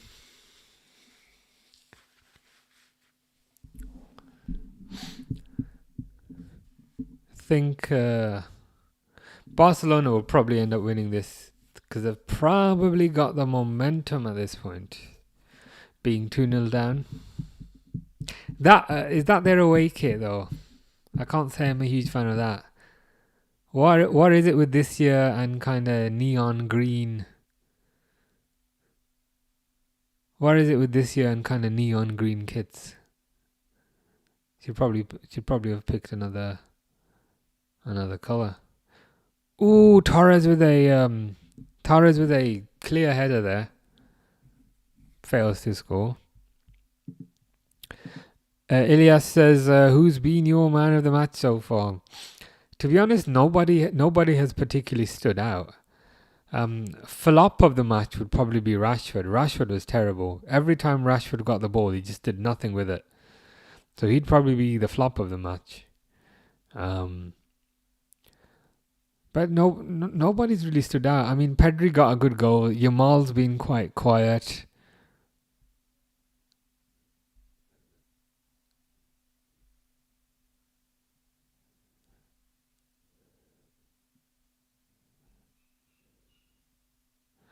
So I'd be kind of curious to see who they give the award to.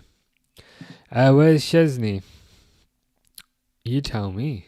It's a mystery.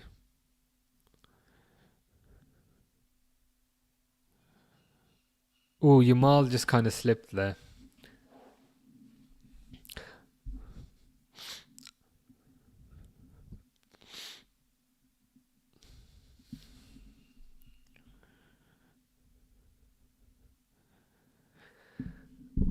Levante not giving up though, bringing a couple of subs on.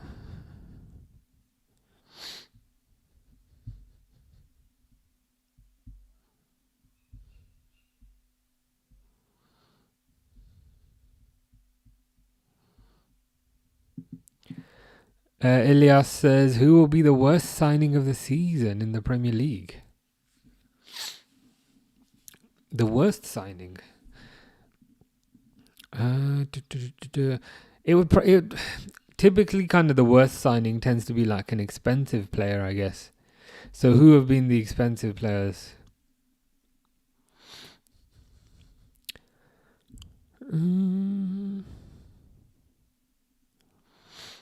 I know it feels quite silly saying this after today, but I'd probably still be leaning towards Gyökeres. I know he scored today, but Leeds were just standing there.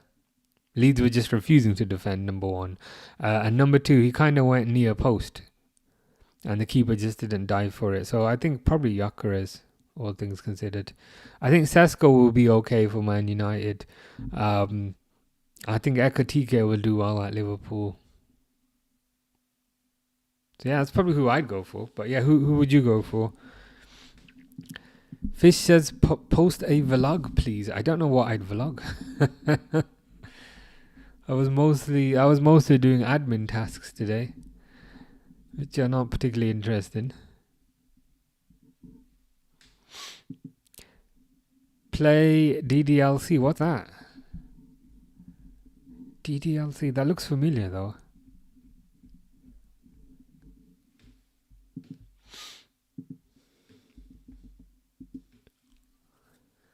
Doki Doki Literature Club. What the hell is this? I'll be honest with you. I've never played Doki Doki Literature Club in my entire life. I got no clue what that is.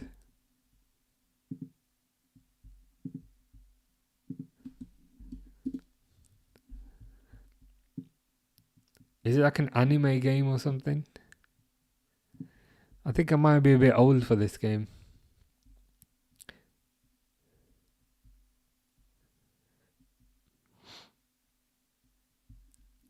Yeah, I tend to play more kind of FPS type of games.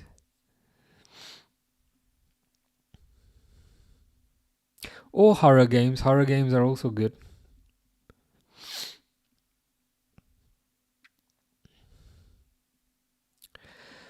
Substitution, Romero's coming off and Losada is coming on.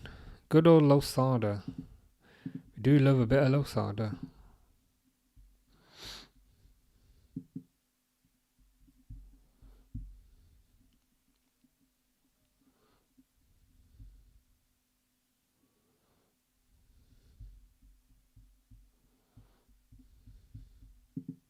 Fish says, don't simp for them. To be fair, I didn't really have an intention to play the game.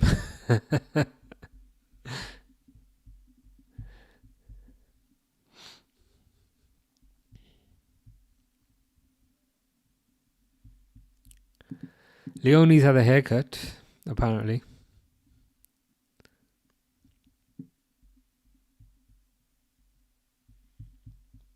But yeah, looks quite good.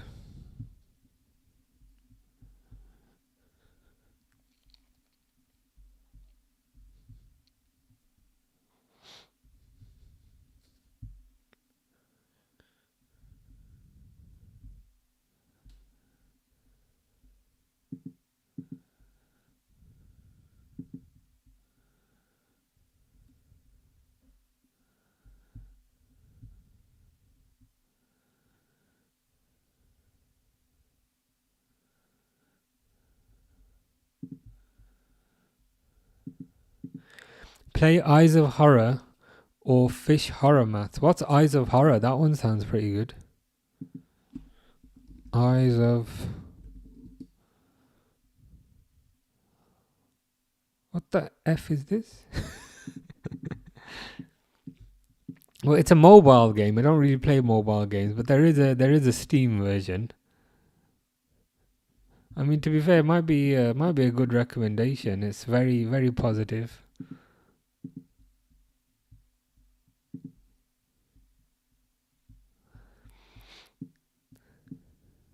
I mean, your suggestions are getting better. Um,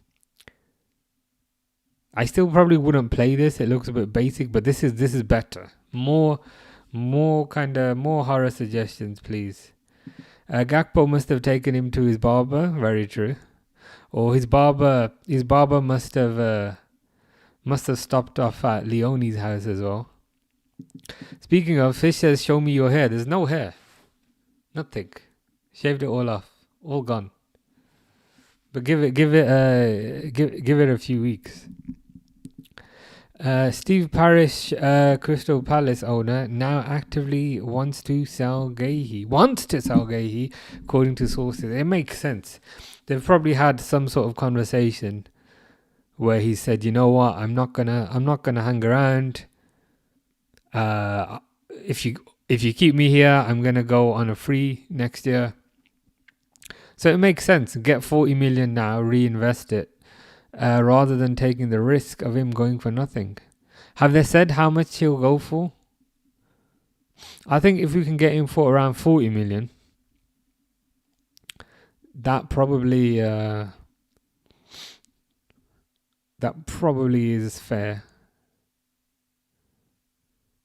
But I'll see if I can find anything. Fish says egg. Yeah, it's the Arne Slot look.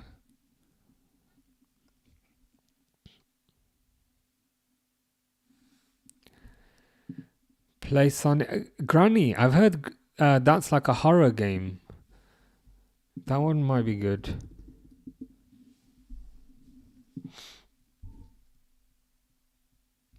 Yeah, this looks like more like horror, which I quite enjoy.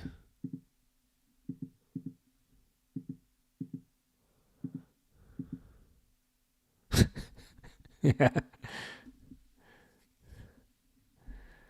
Okay, I mean maybe I can maybe give this a try. To be fair, it's only $3.99, which is pretty good.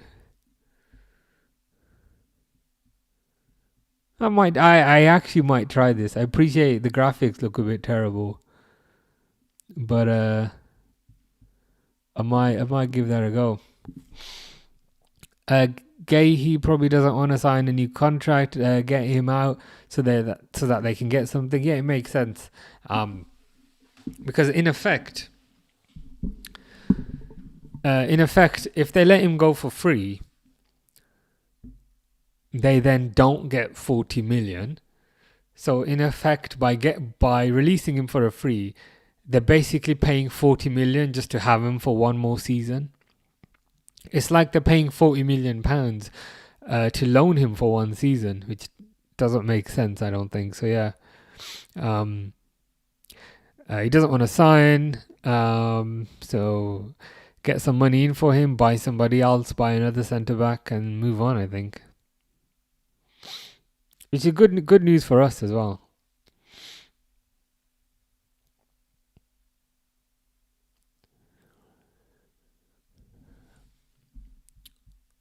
Slenderina, what's that? I've not heard of that.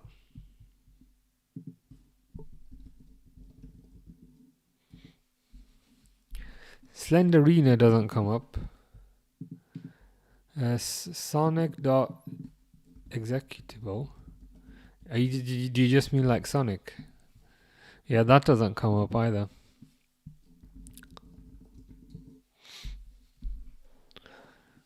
Oh, Slenderina is a thing, but again, it's a mobile game. It's on Android and iOS. What's the last one? Sonic? Is that like Sonic the Hedgehog or is that something else?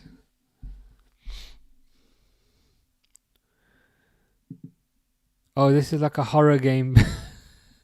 Is this a horror game based on Sonic? Some sort of mod. Yeah, that's not the Sonic the Hedgehog that I recall. It looks slightly different. There's something's going on with Sonic that does not look like Sonic. I don't know who that is, but that is not Sonic. Trust me, in Slenderina, well, I don't want to particularly do that. Thank you very much. But scary games are good. Last one I played was like Tormented Souls or something. What is it? Was it like Tormented Souls? No, to be fair, the last one was Silent Hill. But Tormented Souls. Yeah, this game was very good. I played this around Christmas time. This was a really good horror game. It was on sale for like 79p. So it was literally less than £1. But yeah, this one was really good. I might play that again actually. Fish says that's you. Oh, you're the scary looking hedgehog. I'm not surprised. I am not surprised. I think Levante are offside here.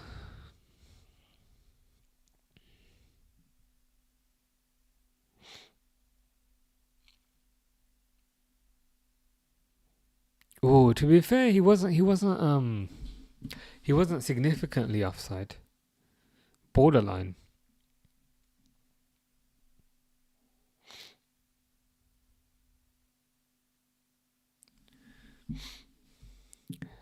Play GTA Fish version. What GTA is that based off of? Is it GTA 3? Is it GTA Vice City, or is it another one?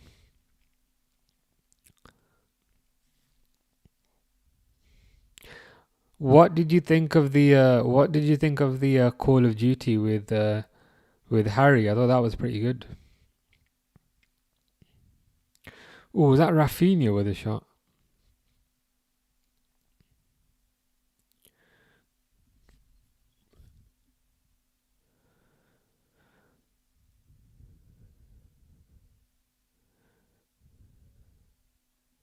Yamal skips past multiple players and then I think he tried to cross it, but nothing much happened. You think Slenderina looks like Solanke? Slenderina does not look like Solanke.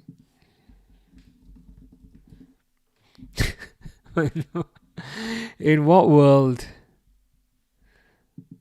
In what world is that Dom Solanke? That looks absolutely nothing like Dom Solanke.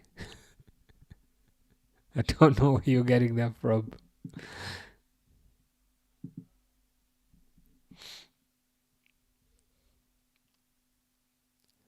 Kunde coming on.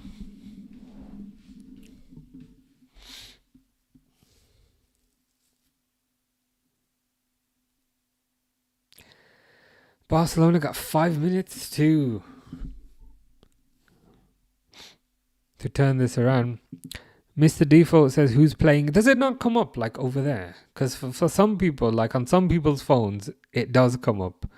But on some people's phones, it does not come up. Some phones, they like proper zoom in. What's at the top of your screen?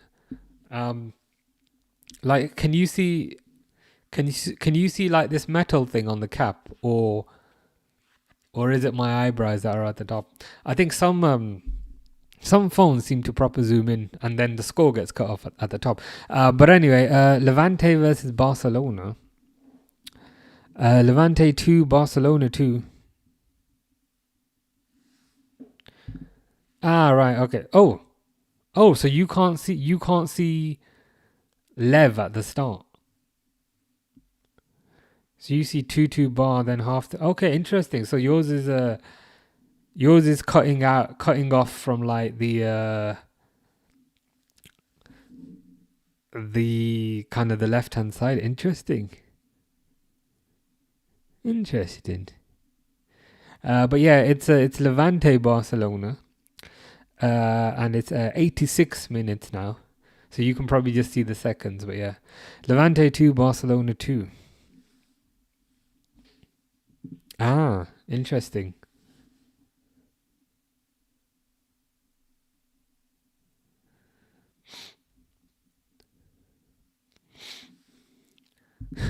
Come on, Rashford. I've got bad news for you. Rashford was playing terribly. Levante were 2-0 up, and Rashford was playing absolutely terribly. Anytime Rashford got the ball, he did absolutely nothing with it. And as I said, Levante were 2-0 up.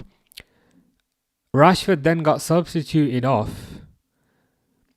And as soon as Rashford got substituted off, Barcelona scored like 2 goals in like 4 minutes. So it's not me. It's literally the universe. It's fine. They're paying all his wages. Yeah, understandable. Somebody earlier was saying, I hope Barcelona sign Rashford permanently. And I just asked him, are you a Man United fan? And he was like, yes. I don't think anyone wants him back at this point. I beg they do, but they won't. Yeah, unfortunately, I don't think they will. But to be honest, you'll probably ship him out somewhere. You've given Cunha his shirt.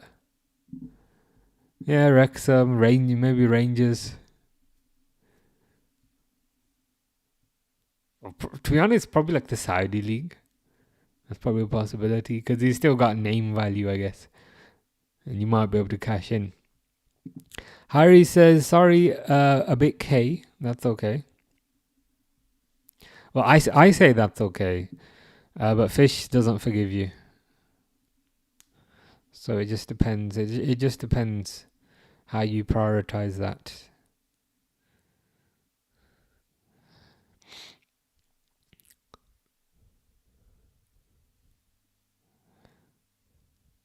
Free kick for Barcelona, edge of the box. Yamal is looking a lot more dangerous the last couple of minutes.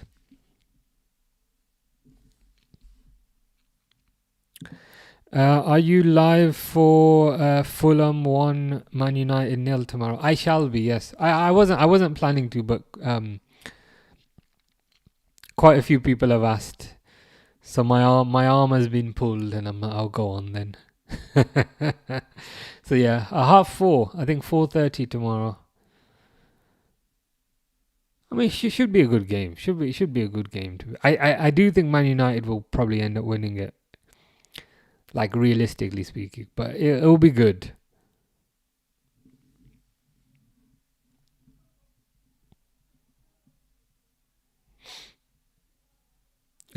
No.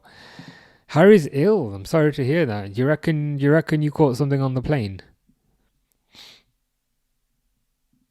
That happened to me when I came back from France. I was proper ill. But yeah, I hope you feel better soon. Hydration is the key. That's not very nice, Fish, saying nice to know we don't care. I feel like you do care a little bit. Employed Microwave says the anti-Barcelona Avengers is back. That's a nice way of putting it. To be honest, the most anti-Barcelona entity has been Marcus Rashford. He's been terrible. So Levante went 2-0 up. And then Barcelona were trying. And then Barcelona just couldn't score. And as soon as Rashford got taken off, they scored 2 goals in 5 minutes. Mr. Default says, wonder where Isak will be during the Isak derby. That's quite funny because I was on the YouTube thumbnail, I was considering doing like an Isak and Isak in 2 different kits, if that makes sense.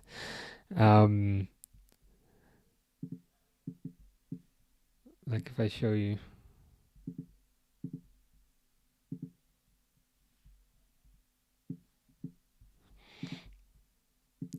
Like I was really tempted to do like Isak in a Newcastle kit on the left, and then Isak in a Liverpool kit on the right. I was really tempted to do that, but I think that just might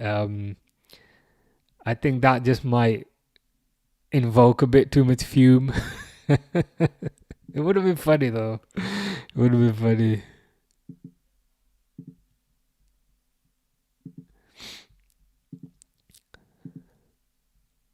Harry says he's unwell, hence the diss track isn't coming out yet. Um, well, hope you feel better soon. Hope you feel better soon. Oh my God, have Barcelona just won by an own goal?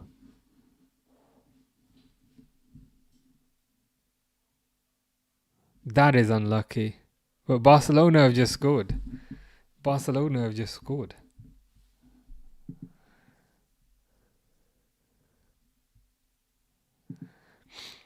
And the leader of the anti-Barcelona pack is Jose Luis Morales, still haunting them at 38, 100%. I'm still in shock that they just got that goal. Maybe Rashford really wants to join Madrid. He wouldn't get it. He wouldn't even make their bench, to be honest. Mr. Default says do it in terms of putting Isak on the thumbnail twice. I can't lie, I'm tempted. The thing is though, like if we end up losing, that's gonna come back to bite me. I'm gonna get so much abuse in the comments. What I'll do is, and I'll be a chicken. If we end up winning the game, then I'll change the thumbnail. Then I'll create 2 Isaks. Yeah, that's the chicken's way out. Yeah, that is probably game. That is probably game. What top are you wearing? As in right now, this is like a Liverpool retro. 94-96. Liverpool 94-96. It's quite a nice one, I think. Yeah, Rashford FC are winning. Employed Microwave says, "Oh my days, own goal. I was rooting for Levante. I can't lie. I like most people, I generally root for the underdog. So it was nice to see Levante go 2-0 up. But I always kind of had an expectation Barcelona would come back into it, so that made it a bit hard to root for them too much. I feel a bit sorry for them now. They look so dejected. Harry's been playing COD again. I don't like multiplayer. Prefer Resurgence. What is Resurgence?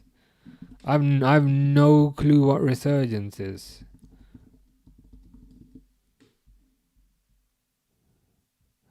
Oh, is that like a Warzone thing?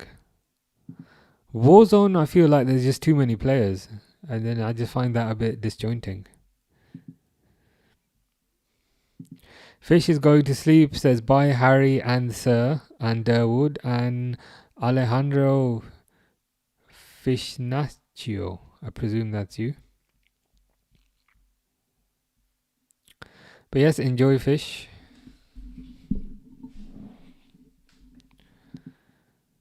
Warzone. Yeah, that tends to be too chaotic for me.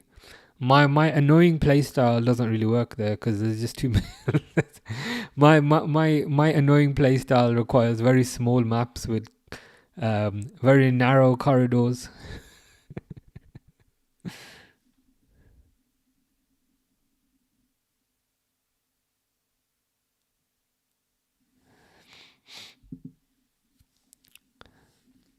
But it's bigger maps and less people with shotguns in close range. Yeah, I prefer the smaller maps where I can just run around like a loony and kind of slide into people. that's my jam. Employed Microwave says Lamine Yamal stinker, 97 minutes hooked. He's still on my pitch. He might have been hooked. He might have been hooked on yours. I think I might be slightly behind.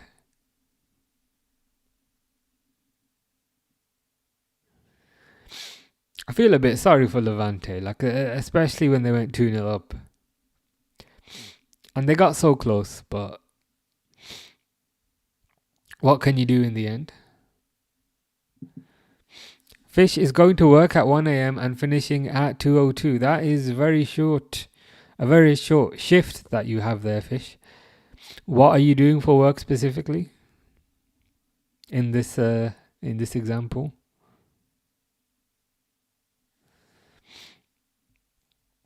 Fish says, "Don't bring me to tears when I just did my makeup so nice." I mean, there's a slight conflict here because you also said that you're going to sleep. So don't you have to take your makeup off to go to sleep? But equally, you're saying you've just done your makeup, and nobody is bringing you to tears. Everyone's being nice. you were being a bit less nice to Harry, but that's why break the habits of a lifetime.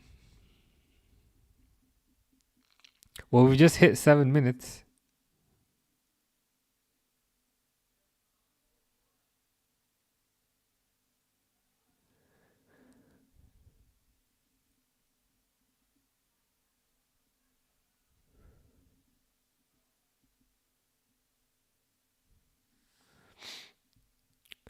Is that it? 3-2. Mine's still going, but if that's game, then fair enough. To be honest, Barcelona are just like passing it around, basically running down the clock as far as I can see. But yeah, that's a shame then. Oh, there you go. Now they've blown the full time whistle. 3-2, as Employed Microwave says.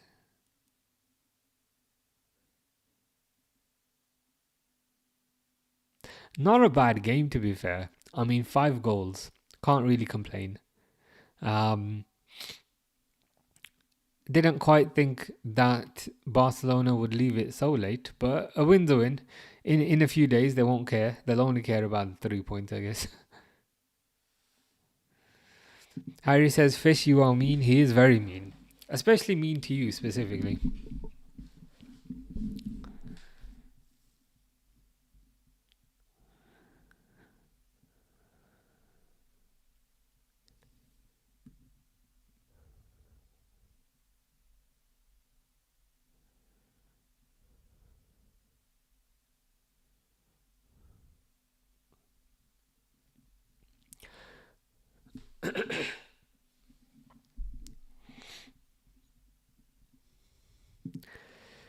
Mr. Default says, biggest club in England.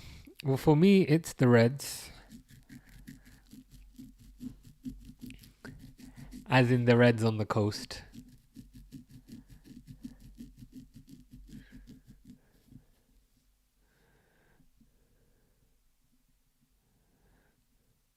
Yeah, that's why I kept it vague. I was like, it's too late to say anything other than just the Reds. and then we both say yes, the Reds. And we're like, yes, the Reds, definitely the Reds, yes, 100% the Reds. And we're like, okay, yeah, that's pretty much me looking at the time and be like, yeah, the Reds. Yeah, in agreement. Harry is saying, "What did I even do to Fish?" Easy game for Madrid tomorrow, says Derwood. Yeah, I think so. Is it? I can't remember who it is now. Oviedo, is it? Is it Oviedo or something? But yeah, Madrid are gonna win that one easily. I was gonna watch that one originally, but most people are saying do the Man United one instead. So I'm like, okay, fair enough, no problem.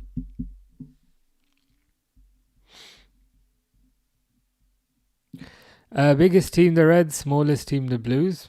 I'm happy to go with that, especially given the context of it being 22-11. I'm like, yes, that is a fact. Why do so many teams call themselves the Reds? That's a good question. But I guess in addition to that, why do so many teams wear red? Why does barely anyone wear green? Is it because the pitch is green as well? And so if a team wears green, then you subconsciously can't notice the players? Is there something in that? Maybe I'm reading too much into that. Derwood will hate watch it for me. Thank you very much. Appreciate that. I'll come to you for updates on the next game regarding how 66 performed. It's a newly promoted team. They're gonna batter them, but yeah. Hopefully 66 has another poor performance. Harry saying this is how fish makes me feel, and it looks like a emotion of sadness and an emotion of crying. Well, that's unfortunate.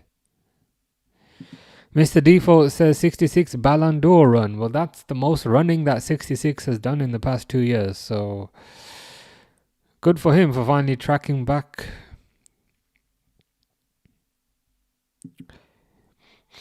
Yes, they don't wear because of the pitch. Same reason, no black kits for the referees. Nice. I just made that up on the spot, but it also, it's one of those things where you just make it up on the spot and then you think about it and you're like, there might be some reasoning behind that.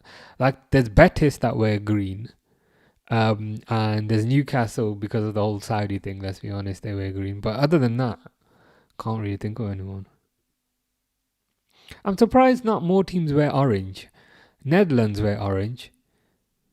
I think Barcelona have had an orange away kit in the past. Wolverhampton Wanderers wear orange, but I'm surprised orange is not more popular.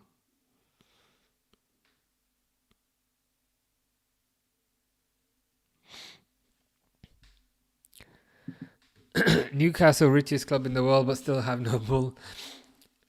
It is kind of funny. And I'm not just saying this because Mr. Default's a Man United fan, but Man United finished 15th, and they still managed to get Sesko over Newcastle, who finished in the Champions League spot. It's just funny. There's having no pull, and there's having comically no pull to the point where it's concerning, and I think that's the point where Newcastle are at. Skill Rush says, you watch your Ronaldo match today? It's a sad defeat, bro. I didn't see it. Was it a particularly bad loss, all things considered? Yeah, and Mbuemo, gotta feel bad for Eddie Howe, yeah. Eddie Howe, bizarrely, seems like a decent guy. But it's nobody seems to want to go to Newcastle. If they lost out on Ekitike, they lost out on Mbuemo, they lost out on Sesko, does that mean there's probably other players that they've lost out on as well? Does that mean Wissa is their 5th choice, 6th choice, their only choice? It is surprising. Harry says, anyway, I'm going off now. See you on the next one. Have a good night, and hopefully we get to play again together. Yeah, probably do a few more gaming streams, possibly tomorrow, but most likely Monday or something. So yeah, we will definitely play again. But yeah, enjoy. Skill Rush has clarified, as he says, he lost another. Scored a goal and also scored in the penalty shootout. I see. Well, that's unfortunate. Hopefully he bounces back very soon. Kelleher and Hendo did good today. Yeah, I saw Henderson getting a bit of praise online. Good for him, I guess. Yeah, it was Brentford 1-0 against somebody. I can't remember who the somebody was. But yeah, good for them. Good for them. Mr. Default would love Eddie Howe to coach England. He almost seems like he'd be a very good fit, because I think tactically Eddie Howe is very good. He also seems like a good motivator, because he seems like a decent guy. I think he's got good control of the media as well. He'd probably be the number one candidate if they could. But I think England might have trouble getting him, even if he leaves Newcastle. But I think he's a good coach. Yeah, Trafford also rejected them. Can't wait to see Sunderland versus Newcastle, the best rivalry in the world. Yes, the number one rivalry in the north.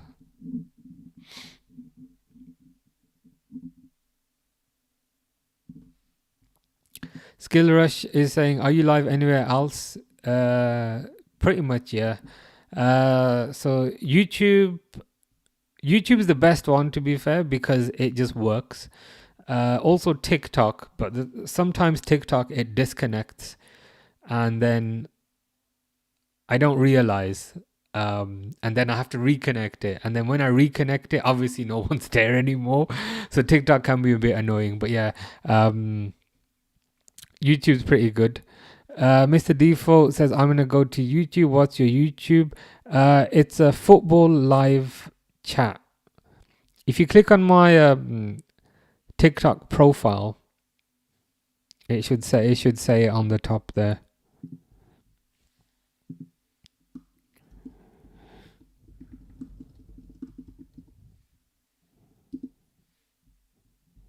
Yeah, like that. The good thing about YouTube is it doesn't crash. Sometimes TikTok just crashes, which is unfortunate. Dawood says Trafford didn't have a choice because the buyback clause, so he had to basically go. I'd be interested to see if he stays as the first choice there or if they get Donnarumma. Curious to see how that works out. Skill Rush says Madrid or Barcelona. I'd have to go for Barcelona, being a Liverpool fan. I basically would have to. Especially with a certain right back that they have at Madrid now. I can't really support them. Peter says, hello. How are you, Peter? Hope you're well. Hope you've had a nice weekend. Or is this Mr. Default? This might be Mr. Default, but I hope you're good anyway.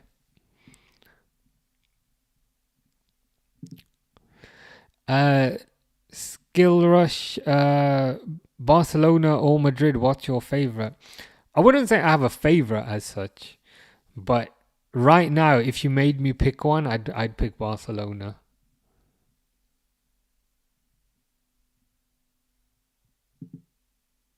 Ah, fair enough. Good stuff. Good stuff. But yeah, YouTube tends to be a lot more stable. TikTok has a tendency to just randomly crash. Yeah, I was thinking that's very formal. I don't know what my full name is there. I need to change that. Yeah, there's probably there will be a way to change it. Yeah.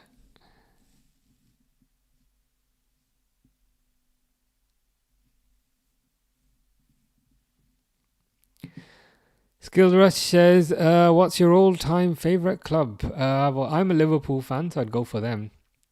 Um, I can't say like I particularly resonate with any other clubs, to be honest. And even like international football, like I don't really enjoy international football. So I try and kind of go on holiday when the international football is on. I tend to generally just watch Liverpool, but like sometimes people say, can you stream the other games? So then I try to do those as well. But yeah, support Liverpool. I like watching PSG play, just watching them play, but I wouldn't say I support them. But how about you? What's your all-time favorite club?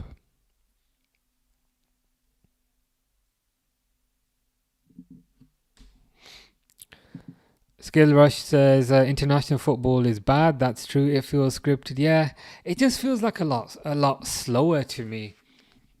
And my kind of problem is like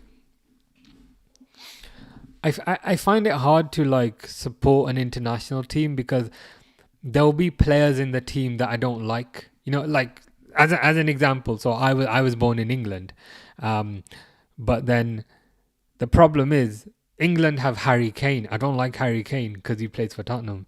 England have Bukayo Saka. I don't like Saka because he plays for Arsenal. So then that makes it a bit harder for me to support England in football. But in other sports, it's fine. There's a couple of good like English boxers that I like. Couple of good English MMA fighters that I like. But I think the issue with football is there's other players there who play for other teams, so then I just can't get into it. Skill Rush's all-time favorite is Real Madrid. What do you think of number 12, Trent? Are you happy about that? Are you happy about the new right back, or would you rather have Carvajal? Mr. Default says that's better. Yeah, that's a bit less formal.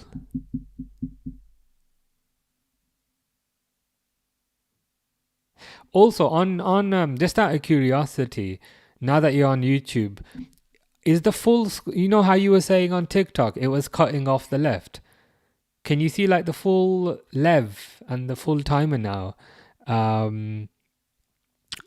or is it still cutting it off? I'm curious, because then that will confirm if it's an application thing or if it's like a phone thing. Skill Rush says, but as your country, just support it as if my country would be in international football. It would be good. My country is just too bad. What is your country?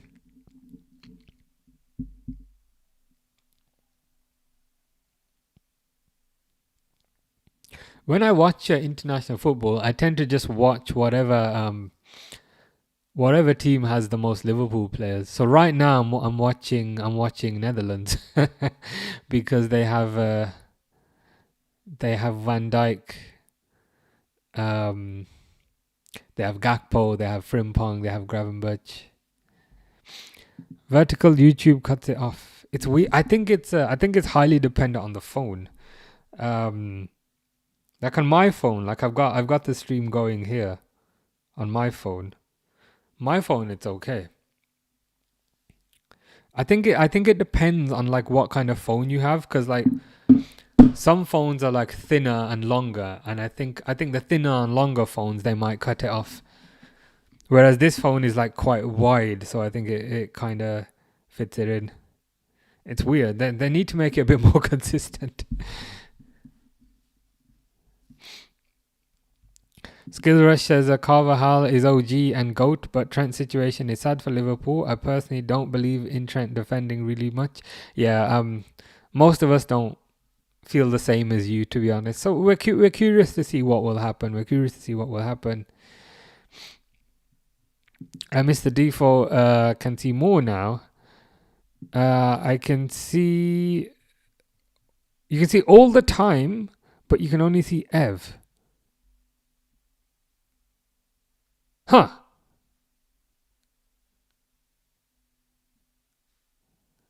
That is weird. That is bizarre. Skill Rush's country is India. Interesting. On YouTube, the stream is slightly more delayed. That is bizarre. Could it be could it be related to when you join the stream? The reason is YouTube is going out natively, whereas TikTok is actually going through a virtual machine, which is running Windows, and that virtual machine is running TikTok Studio, which is then taking a feed from my Mac to put it in. So basically, like, YouTube should be native. It should be TikTok that should be behind. It could be a server issue on the YouTube side, but yeah, YouTube should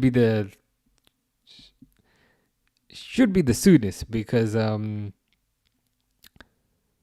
I said, TikTok is actually going through a virtual machine. That is interesting. It's interesting to get this feedback. I can't lie.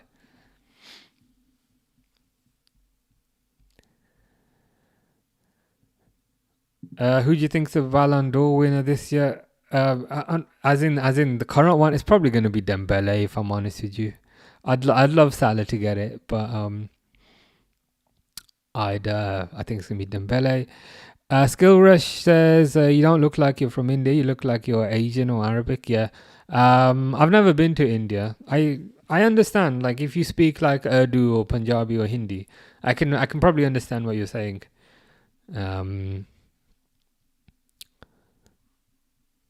But if you speak Gujarati, I won't understand that. Derwood says, I know YouTube is ahead of Twitch. Interesting. Interesting. Very interesting.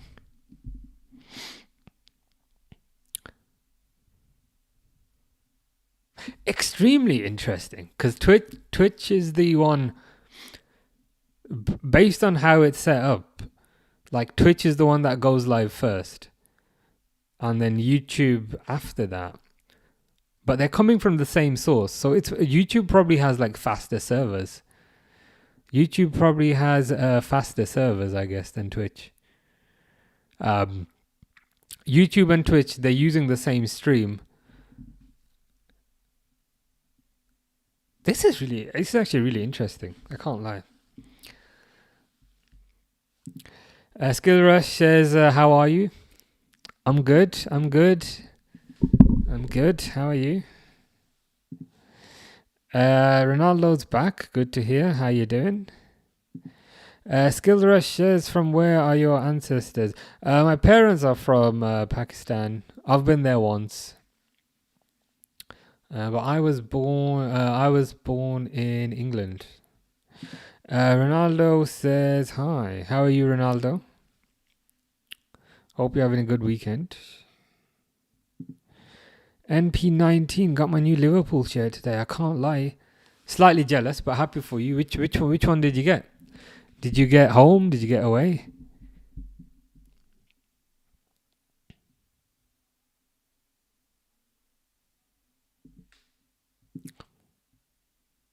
If you could only use one, what would you use? Ooh, YouTube, Twitch, or TikTok. The thing is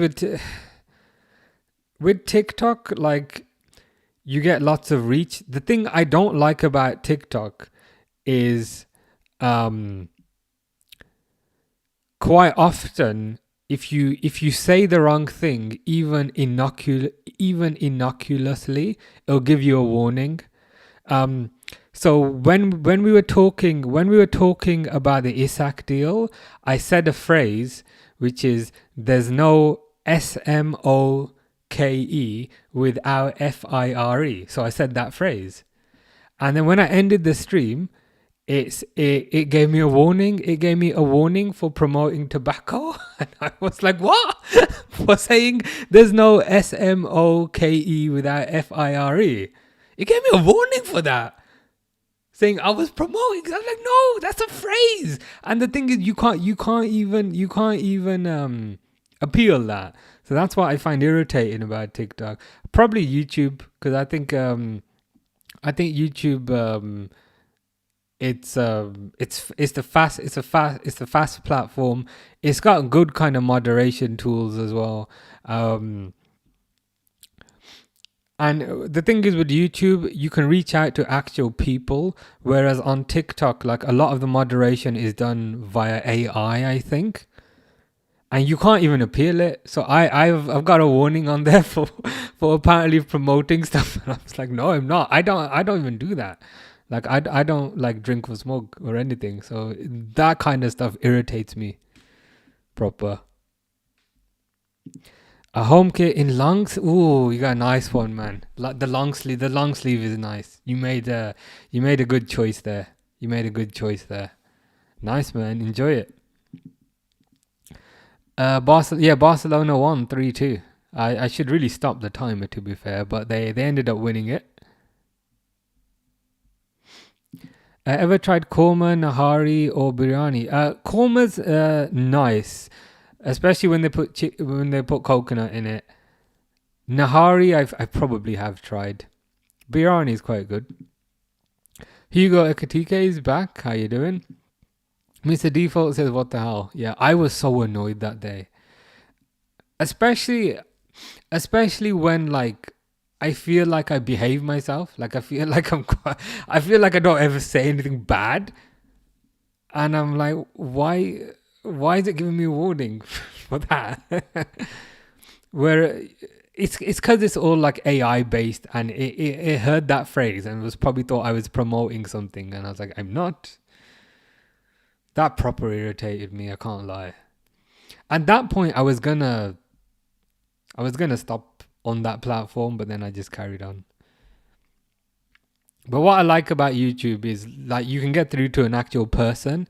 So even if they make a mistake, like they actually did make a mistake once. Um, it was on a stream like 3 or 4 streams ago. I had a little thing crop up on YouTube where it said I was um I was doing election advertising in the US, and I was like, what? There's no election, and why would I be election advertising? I don't even like speak about politics or anything. So then I appealed it and I said, guys, this is nothing about election advertising. We're talking about football or soccer, as some of you might call it. And then a person looked at it and they were like, yeah, yeah, sorry, we made a mistake. We've taken that off. So that's what I like about YouTube. You can get through to a real person, whereas TikTok just does it all on AI, and you can't get through. Hugo says Guimaraes and McAllister are similar players. Would you agree? Similar, yeah. I'd say McAllister's a bit more technical, whereas Guimaraes is a bit more physical. YouTube without YouTube Shorts is legendary. Shorts destroyed YouTube. I hear what you're saying. I miss the old days of YouTube, where it had less adverts as well. There's no coconut in korma, bro. I've had it once when there was coconut in it. It was quite nice. But I prefer something a bit hotter. Generally, I like my spice. And not being able to peel is stupid, especially if it's moderated by AI. It's proper annoying.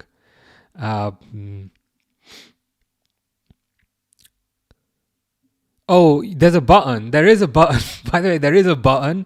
You can click on it, and if you click the button on to appeal, it says, "Sorry, we can't do anything, but you can pursue legal action if you want."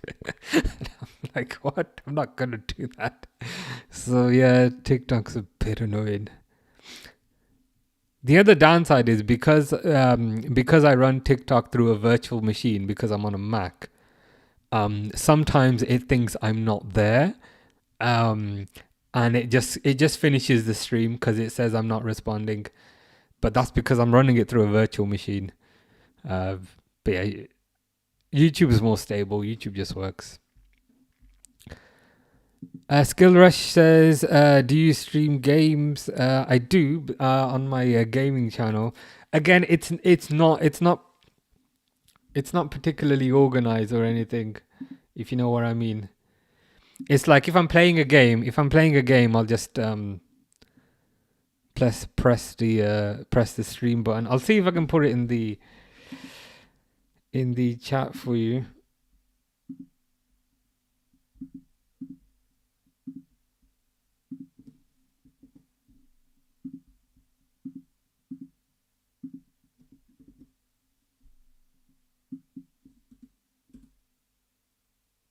Yeah, it's that one. But to be honest, it's not particularly like some people have said you should create a schedule and say you're going to stream on this day, but I'm like, I already have to do that for the football. So when I play games, I just press the go live button and then that's it, if that makes sense. Ellie says, a surprise Brentford won. I'm happy they won. I stood there shocked at full time.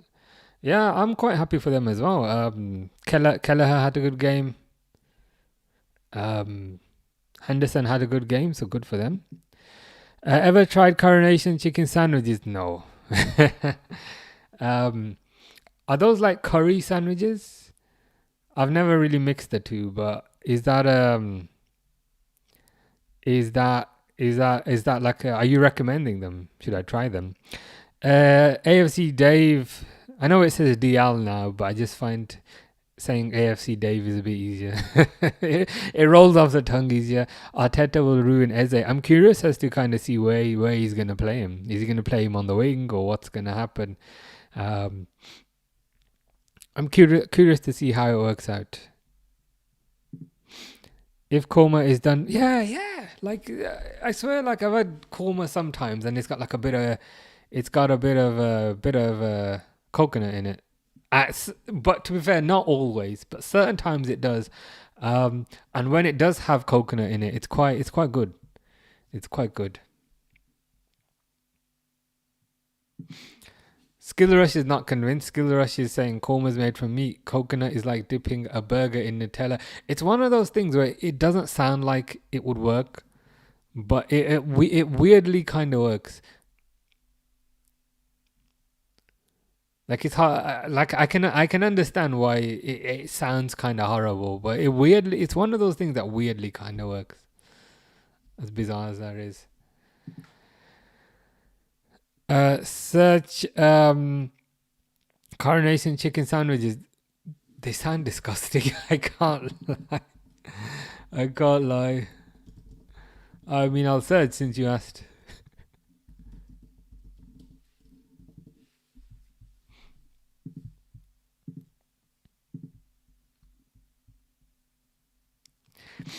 Yeah, they just. I mean, like when I'm in the mood for a sandwich, it tends to be like a British sandwich, like pretty bog standard. I don't think I'd go for that to be honest. It's like if I wanted chicken, like I'd go for a wrap. Like I think like a chicken wrap is good. But if you're like that, just the yellowness just doesn't look appetizing to me. Just to be honest, if it was in a wrap, like, and I can't see it, maybe, but yeah, I cannot. I cannot. I'll leave those to you. But chicken in a wrap can like if you get a chicken wrap from supermarket, they can be nice. Villa started the season poorly, yeah. Draw against Newcastle in particular. Hopefully they bounce back. Groundbreaking news. I put YouTube into mini player so it went small on my screen and I could see Lev 2 bar 3 the whole time, and I clicked back on it to make it bigger and I could see less. Yeah, I think it's to do with the phones. I think phones have different sizes and things, which sometimes hide the elements in the corner. The thing is though, Mr. Default is on YouTube. On YouTube, I actually have two streams for each stream. So there's a vertical stream, which is the one that Mr. Default is on. But there's another live stream at the same time, which is horizontal, which is the one that Durwood's on. With horizontal, that will probably show. With horizontal, it basically shows more of my room and that kind of stuff. But that's another benefit to YouTube when you were asking earlier. Actually, you can stream in vertical and horizontal at the same time. So with horizontal, it will probably show the score. Yeah, chicken sandwiches. I'm not convinced. Durwood likes coronation chicken. It's so good. So not just good, so good. Like so good. So the thing that's putting me off, right? It's just the yellow. It just looks like my shirt. You know what I mean? Like it's the same color as my shirt. I've never tried it. I mean, if so many of you like it, I might need to give it a try. That's what makes Hugo Ekatike class, because he eats them. Might need to give it a try. I miss chicken. I like paneer. Paneer is good. I went my whole life not ever tasting paneer, and then I had it by accident, and I was like, "Wow, that's pretty nice." So paneer is nice. It's like cheese. It's a bit like it's a bit like it's Indian, but it's a bit like Cypriot cheese. But it's nice. Paneer is good. Yeah, if you went on your Xbox, it would show horizontal. Yeah, it looks like scrambled eggs. I don't like eggs. Eggs are one thing I just don't eat. So that's it. So mentally, that's probably what it's signifying. It's not just good; it's also good. Yeah, it looks like sick. That's the thing. It just doesn't look appetizing to me. I just can't, man. Well, I mean, you guys are saying.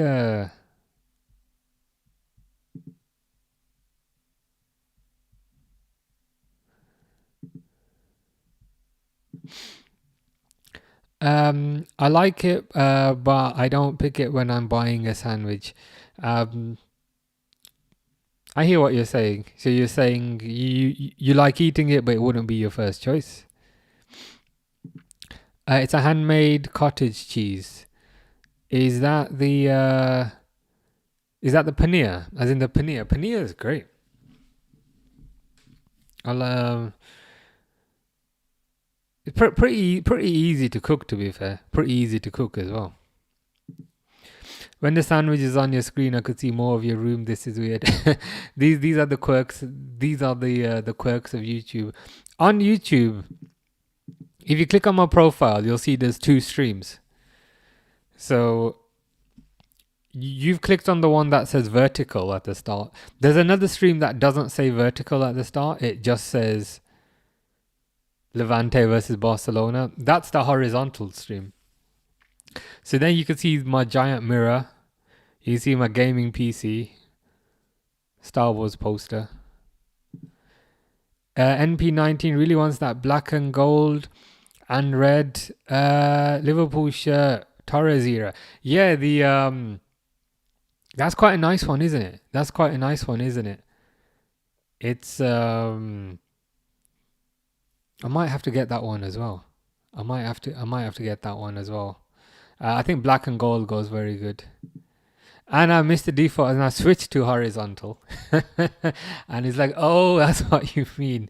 Yes, it's clear now.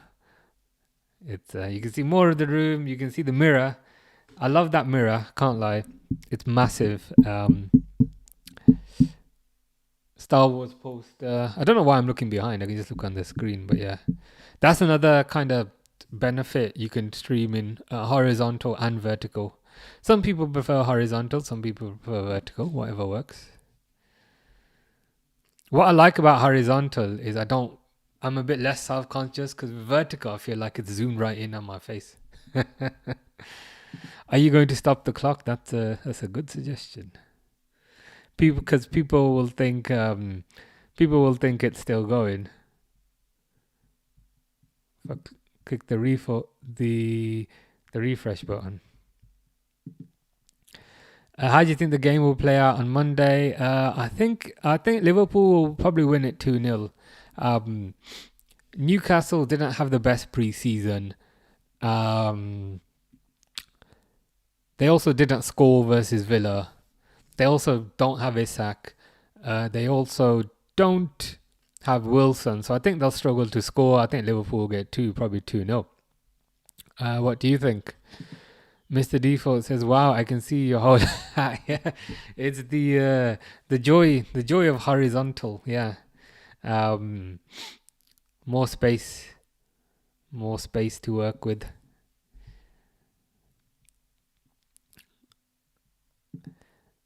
Prediction for Everton versus Brighton. I'm going 3-0 the Blues.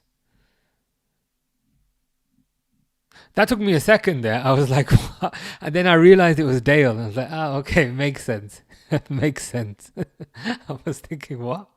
But that's confidence. I respect the confidence.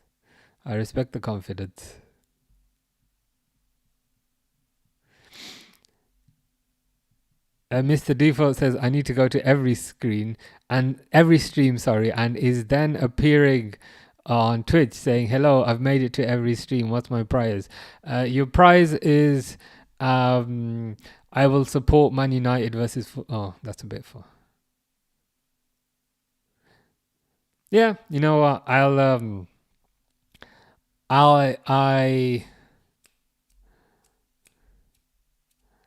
was gonna say I was gonna say I'll support Man United tomorrow, and then I had to stop myself. I'll need to take time to come up with a appropriate prize. Yeah, I'll have to take time to think of something. That's my excuse. NP19 says, yeah, I reckon a comfortable 2-0 win. Ekitike, yeah, Ekitike 2 goals. I wouldn't mind that. I think Ekitike 1, Salah 1, but 2-0. Mr. Default says, yes, Man United shirt tomorrow. Here we go. Thankfully, I don't own one. Thankfully. Yeah, you'll regret saying that. I had to stop myself. I had to stop myself mid-sentence. It's I had to think of a spot, think of a prize on the spot, and then I was like, hold on. You know when somebody says, just ask you something on the spot, and then you regret it when you're saying it. It was one of those. So yeah, thankfully my excuse is I didn't fully say it. I didn't fully say it. I said I'll support. Actually, I might have half said it, but I at least 100% didn't say it. So I think that's a positive. That is indeed a positive. Cool. I've still got Coronation Chicken on my screen, which I am going to close. But anyway, that was a good. It was a good game, and it was a good convo. I've certainly learnt quite a lot about how the different streams go out, because I thought they were all in sync. Yeah, Twitch is like, which is interesting. That makes sense. Twitch being ahead makes sense because Twitch I have to start first. For Durwood, I think she said YouTube was ahead, and I thought that's weird. The order in which I have to start it is Twitch first, then YouTube, and then whilst YouTube is running, I have to start TikTok, which is why sometimes it messes up. But yeah, Twitch should be slightly ahead. Mr. Default prefers the horizontal stream. Me too. I'm more of a horizontal person. Can't lie. So yeah, that's another one of the benefits. NP19 says, you reckon Leone get a start if Kanate drops another stinker? I'd be surprised. I think they're gonna slowly let Leone into the team. I think they're not gonna want to throw him in the deep end. PG says, if Liverpool can't get Isak, what about Alvarez? I think him and Verts interchange. It could really, really work. But I feel like there would have been more in the media about Isak being an alternative if this story had legs, if you know what I mean. To be honest with you, I feel like they've decided it's going to be Isak or nobody. That's the vibe that I get. How you doing, Chengiz? Sorry. Hope you are well. Hope you're good. Hope you've had a nice weekend. Mr. Default says, for me, TikTok and Twitch are ahead of YouTube. That is surprising. That, especially, not that. The Twitch is not surprising, but the TikTok being ahead is surprising. Because I'm on a Mac. Well, this is being streamed off of a Mac. And TikTok does not have a native Mac app. So to get TikTok to work, I'm running the feed through a virtual machine which is running Windows. That Windows virtual machine is running TikTok Studio, and it's taking the webcam feed from the Mac and then it's uploading that to TikTok. So I'm surprised that TikTok's ahead. That is surprising. That is very surprising. But I've learned something today. NP19 says, I really don't think we need a striker. Do you think would be okay? I'd want at least one. Because I think we've got Gakpo, Salah, Ekitike, and Chiesa. And I appreciate we have Rio as well. But I'm not sure kind of how much playtime Rio would get. I'd want at least one, just to give me a bit of assurance. PG says, would like to go all out for just one signing. Baleba at Liverpool next year. Oh, I wouldn't mind that. What I think could happen is it feels like this year they've focused on the attack. So they've focused on Isak, they've focused on Florian Wirtz, they've focused on promoting Rio, you could say. I've got a feeling next year they'll probably focus on the defense because Konate might be off. And Virgil will be 35 with 1 year left. So I got a feeling next year they might focus on the defense. But equally, if Baleba is available for a good fee, they should be in for him because I think he's very good. NP19 says, Gakpo, Salah, Ekitike, Chiesa, Rio, Wirtz,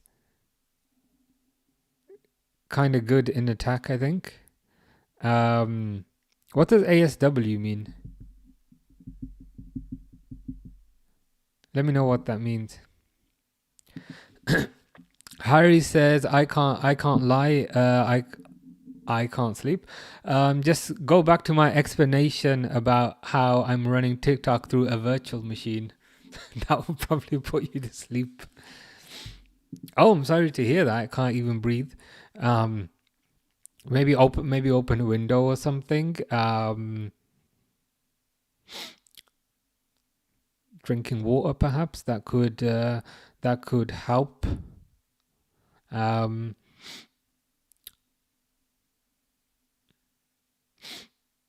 was gonna say maybe Google it, but then sometimes Googling it makes it worse. But yeah, it's typical of kind of whenever you've been on a long holiday, these things can happen.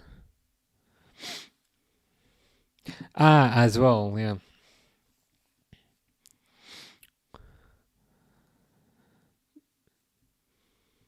The only kind of concern I'd have with that then is it missing a bit of pace maybe? But it's not the end of the world. To be fair, it's not the end of the world if we don't get a striker. But I would like one. Lindelof is still a free agent, and he will remain a free agent. Fingers crossed. Harry says it is open and it doesn't help. Stupid cold, yeah, stupid plane. That's interesting as well because you got back on Thursday.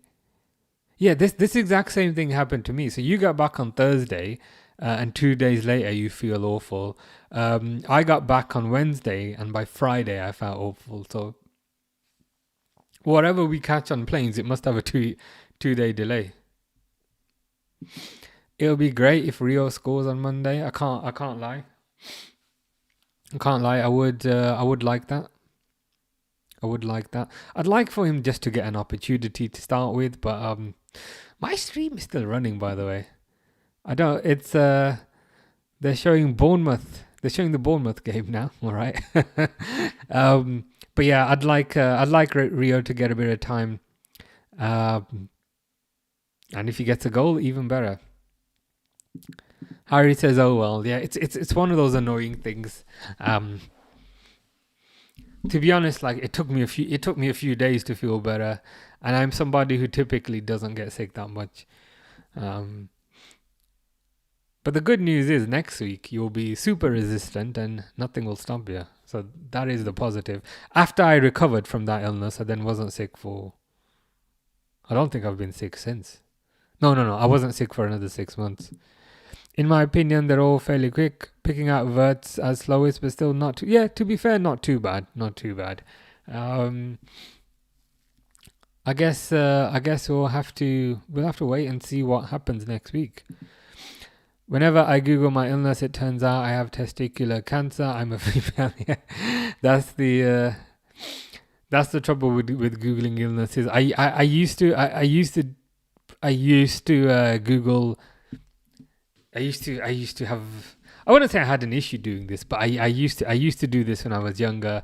Um, I was getting like shortness of breath, and I was googling it, and then I convinced myself that I had like COPD, and then I spoke to the doctor about it. COPD is apparently what you get if you smoke like 50 cigarettes. If you smoke like 50 cigarettes a day. Um, but yeah, since then I don't know why I had shortness of breath. I don't know what it was, but yeah, since then I've never Googled anything. Harry says this track should happen when I get better. Yeah, focus on getting better first, 100%. Mr. Default says a dodgy stream. Of course not. The most legit of legitimate streams. Of course. Would really love it if Chiesa gets minutes. Yeah, me too. I love kind of how happy he is kind of whenever he gets given an opportunity. He just seems so happy to be there. And he manages to get a goal as well, which is always good. Google ends with, yeah, it does. It always somehow kind of convinces you that you've got the worst possible prognosis every single time. So yeah, I just never. I did, as I said, I did go down that rabbit hole once, but since then I've just never bothered. Safest opportunity.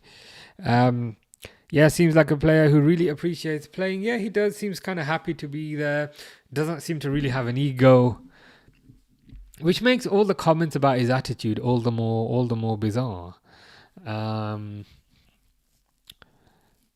yeah, I'm happy to see Chiesa get a minute. Nick says Arsenal got the league, bro. Lol. Oscar is the beast. Says hi. How are you, Oscar? Why do I have yeah, that's a good one, to be fair. Why do I have a headache? You got a brain tumor. Yeah. Somebody I know actually went down that rabbit hole. I can't remember who now. I think it was somebody at uni or something. But yeah. Yeah, it doesn't throw a strop, does Chiesa? Got a good attitude, gets his head down, which is what you want to see. Chiesa is the Italian Salah, always smiling. Yeah, that's a nice way of describing him. Always smiling and seems to pretty much score whenever he gets on the pitch. So that's another positive. Arsenal second place. Here we go. Yeah, they are the other kings of the silver medal, it seems. The thing is as well, like, it's just, how do I say this? Like, it's all well and good kind of being happy, which is fine. There's nothing wrong with that. But then when it doesn't work out, I then don't want to listen to, oh, the Cronkies are terrible. Oh, the Cronkies have not invested. Oh, the Cronkies are so bad. It's like you had no problem with the Cronkies on the 23rd of August. But now that it hasn't worked out, now the Cronkies are the devil. It's just the same cycle every single year. So let's hope it works out. But secretly not. Where do you stand with Mamadashvili? I was gonna say pretty much a foot less, but I'm not a foot less. He's 6'6". I'm not 5'6". I think Mamadashvili's. I mean, he looks good. I mean, physically, he's 6'6", so that helps. He looks like a pretty good shot stopper. Some people have raised concerns about his ball playing ability, which I'm keeping a keen eye on. But based on the surface of what I've seen, he looks pretty good. He was quite cheap. I'd sum it up by saying I've got an open mind.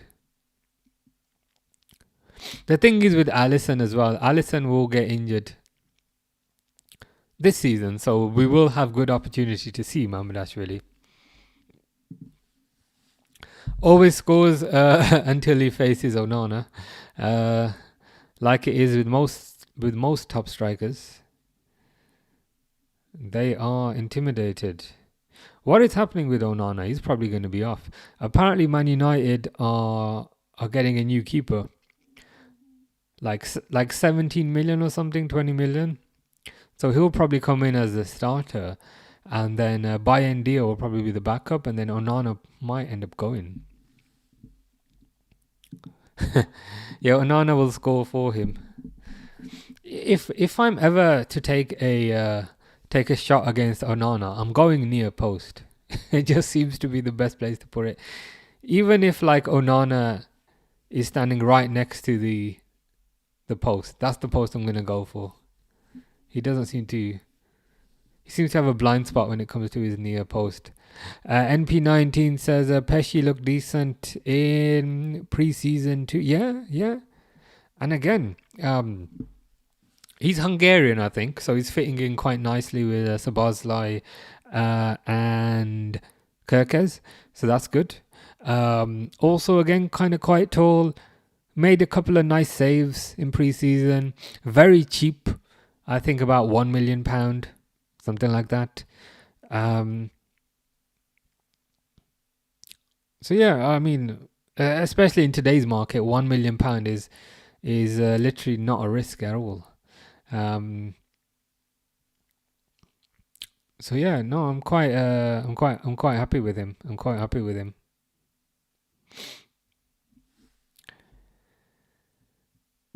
Mr. Default says Onana to Liverpool. Here we go, 100 million. Just imagine if that actually happened. Just imagine the outrage online. I'm somebody who generally doesn't get too outraged about transfers. The latest thing that we're getting out, the latest thing that that Liverpool fans are getting outraged about on Twitter is that our media team hasn't made enough of an effort to announce our signings. But anyway, if that happened, I would get annoyed. Of course, it's not going to happen, but that would be something that would tip me over the edge. And I'm somebody who's very hard to tip over the edge. Freddie Woodman, way. Yeah, is that the thing where you have to say their names? My favorite is Daniel Farker. That's my favorite. But Freddie Woodman would be a second. Derwood thinks that Onana will be a big downfall for the club if they don't get rid of him. They were much better with the hair. Yeah, there were genuinely times last year, like I didn't do streaming last year. I think we started in like March, but there were genuinely times last year where I just watched Man United by myself, just to see what Onana was gonna mess up. Like I generally watch it as like a comedy thing. Like I wasn't even streaming. I would just watch it just to see what mistake Onana would make. That was like a good portion of last year. Blue Moon Tiger King is not particularly happy with his team. Manchester City were an embarrassment today. I was surprised. I can't lie. I never would have predicted a 2-0 win for Spurs. So you are justified in your frustration. Do you think they need to buy any new players, or do you think it's a tactical thing that they just need to sort out? Apparently, Shirky didn't do too well. People are not very happy about that.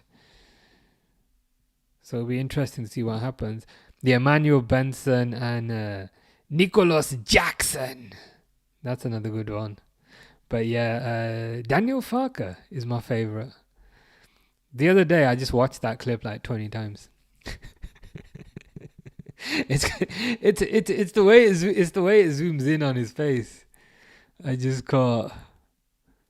It's the funniest thing.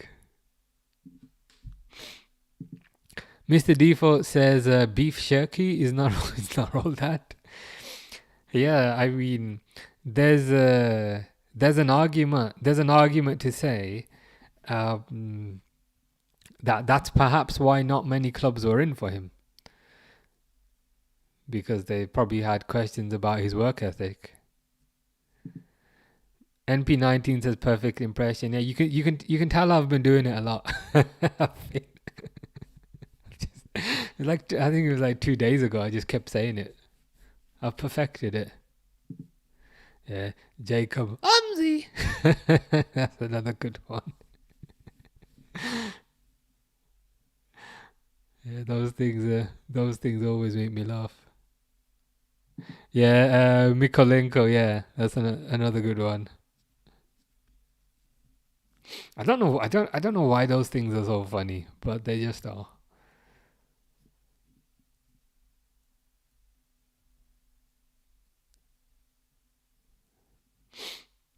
But yeah. Oh yeah. That one was shocking. He's like, Rasmus Hoyland. Like he's proper annoyed. It's like, dang. Yeah. And like there's the gap, and like he's just so angry. Like he's fuming. He's absolutely furious. Like, what's going on there? Dot says, how do you like Newcastle? I think they got a good team. Hopefully they don't have a good team on Monday. But in general, I think they'll be fine. Yeah, Mikolenko's another one. 2 years on United, and he's broken. Yeah, that is the United effect, unfortunately. He was not happy. I have not seen that one, Benjamin Sheshko. I've not seen that one. I'll need to see that. I just keep watching Daniel Farker over and over again. And TikTok better not have given me a warning, because I said Daniel F and it's going to think it's a swear word. I bet ya tomorrow it's going to give me a warning for saying the F word. When in reality, I'm just saying the surname of Leeds' manager. The videos are so awkward. They are awkward. That's kind of what makes them funny. I can't lie. NP19 says, can't believe Xhaka has scored. Me neither. If it's any comfort, I did think Leeds kind of failed to defend. Like all the defenders were just kind of standing there. And he also went near post. I would have expected the keeper to do better. So he scored, but like the context of him scoring didn't feel like all that. My name is Carlos Paleva. Yeah, and then they say it again without my name. And another good one is hi David Moyes. and then they say it again. He's like, hi David Moyes. Oh, God.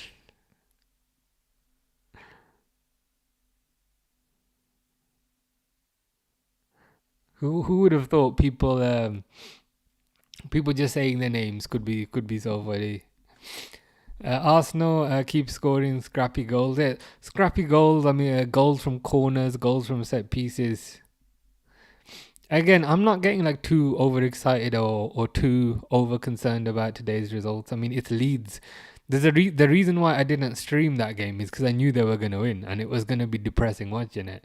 But Leeds are kind of a relegation candidate team. Last week, everyone was saying Man City were the best thing since sliced bread, and again I said, well, Man City playing Wolves. So even though they won 4-0, I'm not getting too overexcited. This week, Arsenal beat a relegation team, and people are getting overexcited. I'm like, it is what it is. There's a long way to go. Mateus Cash, yes, the. That's probably what I'll call him from now on. NP19 says just so awful. The goals, everything, ping ponging around, tapping it home. Oh right, is that kind of how it was going? I saw the Gyökeres goal like on my phone, but I've not seen I've not seen any of the others. Let's be real. Liverpool are winning. I like to hear that. I like to hear that. Is that the Newcastle game or the league or both? Fingers crossed. It will be both. But anyway, I must go now because it is far past my bedtime, and I have promised to do the Man United game tomorrow, which I need to create a thumbnail for. So I'll probably do that tomorrow. But anyway, I'll be back tomorrow. Inside Arsenal says, I'm already looking forward to next Sunday. You won't be playing Bournemouth. Very true. We'll be playing a team who I think probably slightly better than Newcastle. But we will be at home, so I think that helps. The league, yeah, I still think it's Liverpool's league to lose. If Liverpool don't win, I'd be good with Palace or Leeds. Can't complain.